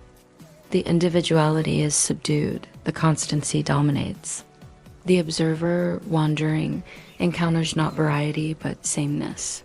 In sameness lies calm, in calm lies the path toward rest. And so, in Gràcia, the journey through Barcelona slows further. The plazas are subdued into rhythm, the streets into geometry, the facades into constancy. The district ceases to be a village. It becomes a field of repetition. The city does not dazzle, it endures. In its endurance lies calm. The listener, carried by repetition, drifts deeper into stillness, further into sleep. To the northwest of the city rises the ridge of Collserola, a lone and quiet elevation that forms the natural boundary of Barcelona. By day, its slopes are covered in vegetation, in paths, in the scattered presence of houses and observation points. By night, the ridge becomes a dark line against the sky, a silhouette without detail, a presence without variation. Its trees merge into masses, indistinguishable one from the other, their trunks vertical, their crowns indistinct. The forest becomes not variety but texture, not individuality but sameness. The ridge persists, shadow against horizon, constant and patient. At its highest point stands Tibidabo, a hill crowned with structures that dominate the skyline. By day, Tibidabo is animated by visitors, by amusement rides, by the presence of families seeking views and entertainment. At night, it becomes subdued. The rides are motionless, the lights extinguished, the voices gone. The Ferris wheel, so bright with color in the daytime, becomes a dark circle against the sky. The roller coaster, so filled with motion, becomes a line of stillness. The amusement park, designed for spectacle, becomes a field of structures, silent, immobile, repetitive. At the summit, the church of Sagrada Família rises. Its towers and spires by day shine with stone detail, but by night they are simplified into outline. The central statue, arms extended, is a silhouette. The façade, with its windows and arches, dissolves into shadow. What remains is mass, height, persistence. The repetition of towers, the symmetry of form, the constancy of structure dominate. The church ceases to be devotion. It becomes endurance. Around it, terraces extend, their balustrades repeating, their lamps aligned. The paving stones form grids, their lines straight, their surfaces even. The terraces are empty, the benches unoccupied, the air still. The summit becomes not a gathering, but a geometry. Each stone resembles the next, each lamp mirrors its neighbor, each impression repeats. The constancy calms, the sameness soothes. Descending slightly, the Calcerola Tower rises. Built for communication, its steel frame by day appears as engineering, as technology, as symbol of modernity. By night, it becomes a silhouette of lines and angles, repeating itself in beams and supports. Its form is tall, but its impression is not spectacle. It is persistence. The tower endures as a vertical presence, constant against the dark sky, immobile, unchanging. From these heights, the city below spreads in patterns of light. Streets extend in grids, lamps align in lines, intersections glow as points. The eye example reveals itself as geometry, each block resembling the next, each avenue parallel to the others. The sea reflects faintly at the horizon. The port shines with orderly rows of lamps. The city is not chaos, it is repetition. From above, Barcelona becomes a texture of light, a carpet of constancy.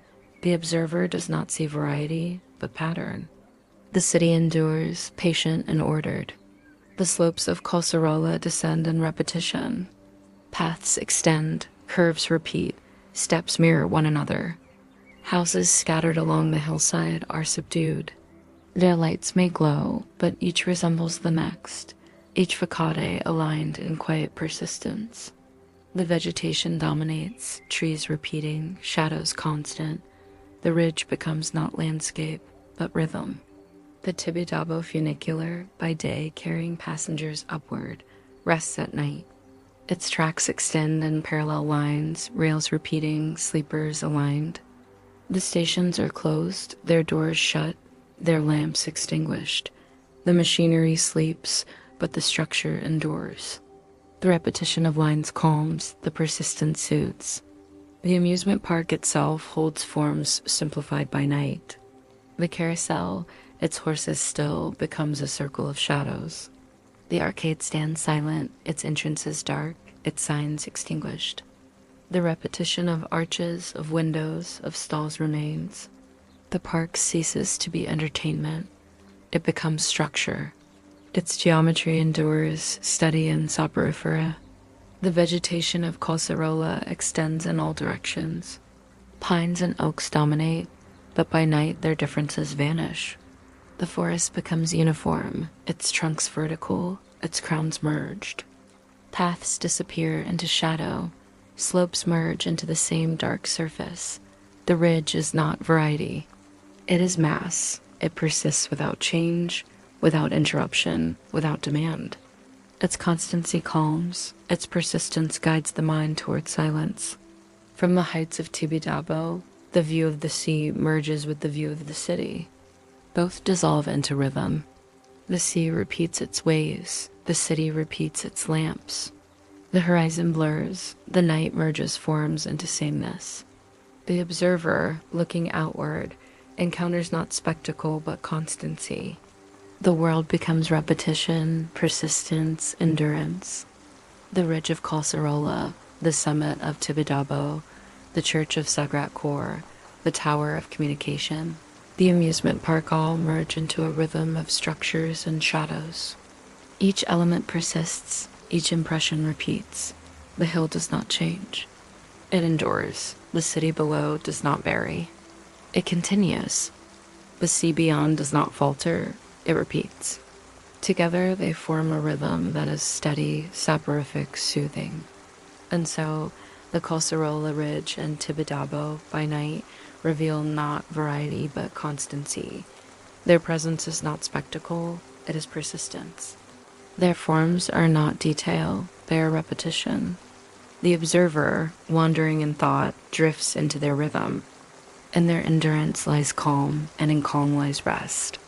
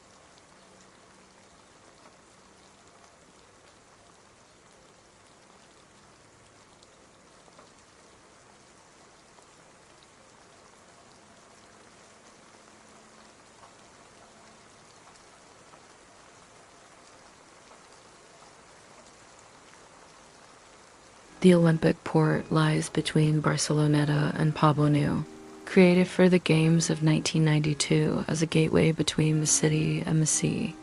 By day, it is filled with movement restaurants, terraces, boats, and crowds. By night, the port becomes subdued. The sea persists steady and calm. The lamps cast their glow in even circles. The boats rest in their places. The geometry of masts and ropes, of docks and reflections, dominates the impression. The harbor ceases to be activity. It becomes repetition. The two towers of the port, the Hotel Arts and the Tour Mapfer, rise above the area. By day, their glass surfaces reflect sunlight. Their height dominates the skyline. By night, they are simplified into vertical outlines. Windows form grids, some illuminated, some dark, but always repeating across the facades. Each floor resembles the one above. Each tower mirrors the other. Their presence is not spectacle, but constancy. They endure, patient and steady. At the base of the port lies the great sculpture Pix by Frank Gehry, a metallic form resembling a fish, covered in mesh-like panels. By day, its surface shines, catching the sun in thousands of reflections. By night, it darkens, the reflections subdued, the form simplified. The curve persists, the pattern of panels repeats. The sculpture ceases to be brilliance. It becomes outline. The marina extends with rows of boats moored in silence. Their masts align in parallel. Their hulls mirror one another. Their ropes form steady lines. The water reflects their shapes, trembling slightly, then returning to order. The repetition is total, mast after mast, hull after hull, reflection after reflection. The harbor does not move. It endures. The promenade that extends northward follows the line of the beaches. By day, filled with people, by night, subdued into geometry. The pavement stretches wide, its tiles repeating, its lamps aligned. The palm trees stand at intervals, their trunks vertical, their crowns indistinct. Benches repeat in equal spacing, unoccupied. The sea lies to one side, its rhythm constant, wave, pause, retreat. The promenade becomes a corridor of repetition. The beaches themselves, Nova Icaria, Bogatel, Marbella, are quiet. By day, their sand is filled with umbrellas, games, and voices. By night, they are wide surfaces of stillness. The sand is smooth. The lamps cast faint light across its surface. The water repeats its rhythm. Each beach resembles the next. Each wave mirrors the other. The coastline dissolves into sameness. The breakwaters that extend into the sea are lines of stone, repeating in sequence. By day, they are places for fishermen, for walkers, for those seeking views. By night, they are shadows, their rocks aligned, their surfaces dark. The sea touches them in rhythm, each wave repeating, each contact constant. The breakwaters cease to be destinations. They become geometry. Farther along, the Diagonal Mar area rises with modern towers and shopping complexes. By day, filled with people, by night, subdued. The towers stand as vertical forms, their windows forming grids of light and shadow. The shopping center is closed, its entrances locked, its surfaces smooth. The gardens nearby, designed in contemporary patterns, are dark, their paths empty, their benches unoccupied. The repetition persists, tower after tower, path after path, lamp after lamp. The district ceases to be variety. It becomes structure. At the edge of the city lies the Forum, a vast space created for the Universal Forum of Cultures in 2004. By day, its plazas and buildings host events, concerts, gatherings. By night, it is silent. The great triangular building of Herzog and de Moiran, with its deep blue surface, becomes a dark mass, its angles sharp yet simplified.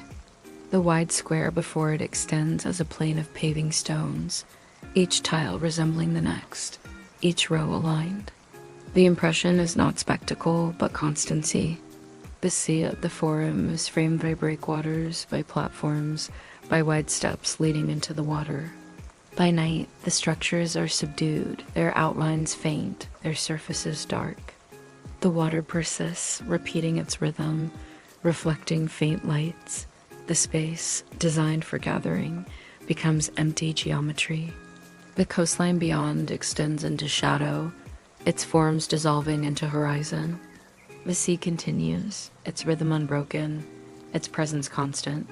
The city ends, but the repetition does not. The lamps along the promenade continue in order. The benches repeat, the waves endure. The impression persists, sameness, constancy, endurance. The Olympic port, the beaches, the towers of diagonal mar, the Forum will dissolve into rhythm by night. Each structure persists, each impression repeats. The sea dominates, steady and soporific. The city, pressed against its edge, does not resist. It merges into the rhythm of the water, into the constancy of the waves. And so, along this coastline, Barcelona reveals itself as persistence rather than spectacle. The port ceases to be activity. It becomes order. The towers cease to be ambition. They become outline. The beaches cease to be variety. They become surfaces. The sea persists, constant, endless. In its repetition lies calm. In its constancy lies rest. The observer moving along this coast does not encounter surprise. Each lamp resembles the next, each wave mirrors the other, each impression repeats. The journey becomes rhythm, the rhythm becomes calm, and calm becomes sleep. The city continues, but the mind drifts into silence, guided by the persistence of sea and stone. At the southern end of Las Ramblas, where the avenue meets the sea, lies Port Val, the old harbor of Barcelona. By day, it is a place of movement. Visitors walk along the promenade. Boats depart and return. Shops and terraces fill with sound. By night, the harbor becomes subdued. The water reflects faint lights, trembling slightly, then returning to order. The masts of boats form vertical lines, repeating one after the other, their ropes aligned in steady rhythm. The docks extend as parallel surfaces, their edges straight, their pavements smooth. The harbor ceases to be activity. It becomes persistence. At the entrance to the port rises the monument to Christopher Columbus, a tall column crowned with the statue pointing outward to the sea. By day, its bronze surface glints, its base crowded with sculptures narrating voyages and allegories. By night, the detail vanishes. The column becomes a vertical form, the statue a silhouette. The pedestal, with its figures and reliefs, dissolves into shadow. What remains is outline, symmetry, repetition. The monument ceases to narrate. It endures. The square around the column extends as a flat surface. Its paving stones form even lines, its lamps cast steady circles of light. The traffic that circles it is subdued, its rhythm predictable, but sound low. The square ceases to be a crossroads. It becomes geometry. The observer does not encounter surprise. Only repetition, lamp, stone, shadow, light. Beside the harbor stands the building of the Tressan's rails, the royal shipyards, once the center of naval construction, now the Maritime Museum. By day, its Gothic arches reveal the grandeur of medieval industry. By night, the building is silent. Its stone walls rise in uniform blocks, its arcades are shadows, its roof a dark outline. The repetition of arches, the constancy of walls, the persistence of structure dominate. The museum ceases to be exhibition. It becomes endurance. The promenade that extends along Port Val follows the water. By day, filled with families, by night, subdued. The lamps align in equal intervals, their glow steady. The benches repeat at measured distances, unoccupied. The paving stones extend flat, their pattern unbroken. The water to one side repeats its rhythm, wave after wave, reflection after reflection. The promenade ceases to be leisure. it becomes rhythm. The Rambla de Mar, a pedestrian bridge of wood and steel that connects the promenade with the Mare Magnum complex, extends across the water. By day, its curve is filled with walkers. By night, it is quiet. Its planks repeat, its lamps align, its railings mirror one another. The bridge becomes a sequence, step after step, light after light, shadow after shadow. The water beneath reflects, trembles, returns. The bridge is not connection, it is repetition. The Mare Magnum itself, a shopping and leisure center by day, is subdued by night. Its glass surfaces reflect faint glimmers, its doors closed, its terraces empty. The structure persists as outline, its walls repeating, its windows aligned. The activity is gone, the constancy remains. The building endures as form, not as spectacle. Nearby lies the aquarium, its rounded forms subdued in shadow. By day filled with movement, by night it is quiet.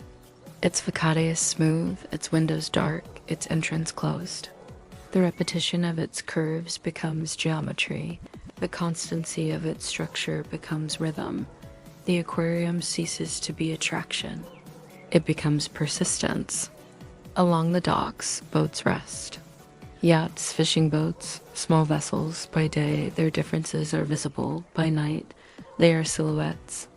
Each hull resembles the next, each mast mirrors the others, each reflection repeats. The harbor becomes not variety but sameness. The water is steady, the docks are constant, the repetition calms. Toward the western edge, the Barceloneta begins again, its facades aligned, its streets repeating. Toward the eastern edge, the modern marina extends, its lights reflected, its masts persistent. The harbor is framed by constancy on both sides, by repetition without variation. Port Vell has centuries of history, as the point where trade, fishing, and exploration connected Barcelona to the world. That history remains in buildings, in monuments, in memory. Yet at night, history is subdued. The Columbus Monument does not narrate voyages. It endures a silhouette. The drassanes do not proclaim labor. They persist as walls. The boats do not depart. They rest in rhythm. The harbor ceases to be history. It becomes constancy. The sea beyond merges with the horizon. Its sound is steady, its rhythm unbroken. The waves arrive, pause, retreat. Each wave resembles the one before. Each reflection mirrors the others. The sea does not vary, it persists. The harbor becomes an extension of that persistence, stone and wood and metal aligned with water and wind. The observer, walking here, encounters not variety but sameness. Each lamp resembles the next. Each dock mirrors the other. Each impression repeats. The harbor becomes not destination but rhythm. The mind, encountering rhythm, releases detail, enters calm. And so, in Port Vell, at Drassanes, beneath the Columbus column, the city slows further. The water persists, the lamps endure, the facades remain. History dissolves into outline, activity into silence, variety into sameness. The harbor is not spectacle, it is repetition. In repetition lies calm, in calm lies rest. The Barceloneta is often associated with its beach, its promenade, and the open presence of the sea. Yet deeper within the neighborhood, beyond the wide avenues and the sand, lies a grid of narrow streets, built in the 18th century to house fishermen and displaced families. By day, these streets are filled with movement, with neighbors speaking across balconies, with shops and markets open, with terraces and voices. By night, they are subdued. The grid persists, the facades align, the lamps cast their steady circles of light. The neighborhood becomes not activity, but geometry. The plan of Barceloneta is rational, its streets aligned in straight lines, its blocks rectangular. By night, that rationality is emphasized. Each street resembles the next, each block mirrors the others, each facade repeats its forms. The lamps stand at equal distances, their glow steady. their shadows constant. The paving stones stretch evenly, their surfaces smooth, their lines aligned. The impression is not variety, it is sameness. The houses are narrow and tall, often 4 or 5 stories, their facades modest, their balconies stacked vertically. By day, laundry hangs, colors brighten, activity fills the windows. By night, the balconies are empty, the shutters are closed, the lights extinguished. Each balcony resembles the next, each shutter mirrors the others, each facade persists in rhythm. The repetition soothes, the constancy calms. The neighborhood ceases to be spectacle. It becomes persistence. Carrer de Sant Carles, Carrer de Sant Miquel, Carrer de l'Atlantida, each street follows the same order. Narrow passage, tall facades, lamps at intervals, shadows falling in equal patterns. Walking along them is not discovery but repetition. Each corner resembles the next, each impression mirrors the other. The neighborhood becomes a corridor of constancy, study, and soporifero. Small squares open occasionally within this grid. Placa del Poeta Bosca, Placa de la Barceloneta by day, spaces of gathering, by night subdued. Benches align in order, trees form dark silhouettes, lamps cast steady circles of light. The facades that surround the squares rise with their balconies stacked, their shutters closed, their windows dark. Each square resembles the others, each impression repeats. The neighborhood ceases to be gathering. It becomes geometry. The Mercat de la Barceloneta, modern in its renovation, stands at the center of the district. By day, its stalls are filled with fish, fruit, and voices. By night, its structure is closed, its glass dark, its steel silent. The repetition of beams, of windows, of doors dominates. The market ceases to be abundance. It becomes persistence. Its form endures, constant and patient. The churches within the neighborhood are subdued as well. Saint Miquel del Port, built in Baroque style, stands with its facade in shadow. Its doors are closed, its windows dark, its details invisible. What remains is mass and outline, arch after arch, column after column. The church ceases to be devotion. It becomes structure. Its persistence calms, its constancy soothes. The interior life of the neighborhood, the fishermen, the markets, the voices, are all silent by night. The nets are stored, the boats moored, the conversations ended. What remains is structure, street after street, facade after facade, lamp after lamp. The neighborhood endures not as activity, but as repetition. Its constancy is soothing, its sameness soporifero. Toward the edges, where the streets meet the promenade, the impression is the same. The facades continue, the lamps align, the shadows fall evenly. The sea is near, but within the grid, its sound is softened, its presence absorbed. The neighborhood persists in its geometry, constant and unbroken. The Barceloneta has always been tied to the sea, to fishing, to labor. Its identity is maritime, but at night that identity is subdued. The nets do not declare themselves, the boats do not depart, the labor does not speak. The identity is absorbed into the sameness of streets, into the constancy of facades, into the rhythm of lamps. The neighborhood ceases to be history. It becomes persistence. The repetition of forms dominates. Each street resembles the next, each square mirrors the other, each facade aligns with its neighbors. The neighborhood does not vary, it endures. In its endurance lies calm, in its calm lies rest. The observer walking through the inner streets does not encounter surprise, but repetition. The repetition guides the mind towards stillness. The stillness guides it towards sleep. And so, in the Barceloneta's inner streets, the journey slows further. The neighborhood ceases to be life, it becomes geometry, it ceases to be spectacle. It becomes rhythm. The facades, the lamps, the shadows, the silence, each repeats, each persists, each calms. The city does not dazzle, it endures. In its endurance lies the final path toward rest. The sea remains. It has remained always beside the city, beside the land. By day, its surface is movement, filled with light, filled with color, filled with activity. By night, the sea becomes repetition. Its waves arrive, pause, retreat. Each wave resembles the one before. Each retreat mirrors the next. The rhythm is steady, patient, soporifero.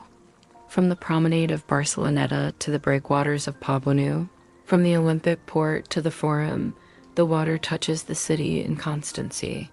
Lamps align along the edge, benches repeat, trees stand in silence. The sea does not alter. The sea persists. The city behind is subdued, its facades dark, its lamps steady. The sea ahead is endless, its rhythm unbroken. The horizon dissolves. By day, sky and water are divided. By night, they merge. The line disappears, leaving only continuity. The sea extends into the sky extends into the sea. Darkness becomes sameness, sameness becomes calm. The sound of the waves dominates. It is not loud, not forceful. It is steady. It is unbroken. Wave, pause, retreat. Again. Wave, pause, retreat. Again. The rhythm does not end. The sound does not vary. The sea continues, and in its continuation lies stillness. The boats rest in their places. Their masts align, their ropes hang, their reflections tremble, return, tremble again. The docks extend, one resembling the next, one mirroring the other. The port becomes geometry, repetition, rhythm. The city ends in water, and water persists without change. The sand is smooth. The footprints of the day are erased, the marks of play gone. The surface is flat, extending evenly from promenade to water. The lamps cast faint light across it, but the sand does not alter, it remains. Its stillness is unbroken, its sameness constant. The palm trees stand in sequence. Their trunks vertical, their crowns indistinct, their shadows steady. Each tree resembles the next, each impression mirrors the other. They persist, unchanging, constant. The benches align along the promenade. Each is empty, each is equal, each is still. They form a rhythm of rest, a sequence of silence. The sea repeats. The waves arrive, the waves retreat. They arrive, they retreat. They arrive, they retreat. The city has slowed. Its squares are subdued. Its avenues subdued. Its facades subdued. Each district, each street, each plaza subdued. All of it absorbed into constancy, into sameness. The Gothic Quarter subdued. Elborn subdued. Montjuic subdued. The Eixample subdued. Poblenou subdued. The Barceloneta subdued. Each part subdued. Each part persistent. Each part calm. The city endures. The city rests. The city persists. And beyond it, the sea. Always the sea, unbroken, endless, calm. Wave, pause, retreat. Wave, pause, retreat. Wave, pause, retreat. The sound continues. The rhythm continues. The repetition continues. The lamps align. The benches repeat. The facades persist. The waves endure. Nothing changes. Everything persists. Everything repeats. The sea, the city, the silence, the sea, the city, the silence, again, again, again. Slower, quieter, softer. The waves arrive. The waves retreat. The waves arrive. The waves retreat. Sleep follows. Sleep follows. Sleep follows. The city endures. The sea persists. The silence repeats. Calm, calm, rest, rest, rest. Sleep, sleep, sleep, sleep. Calm, calm, calm, calm, calm, calm, calm, calm, calm. Rest.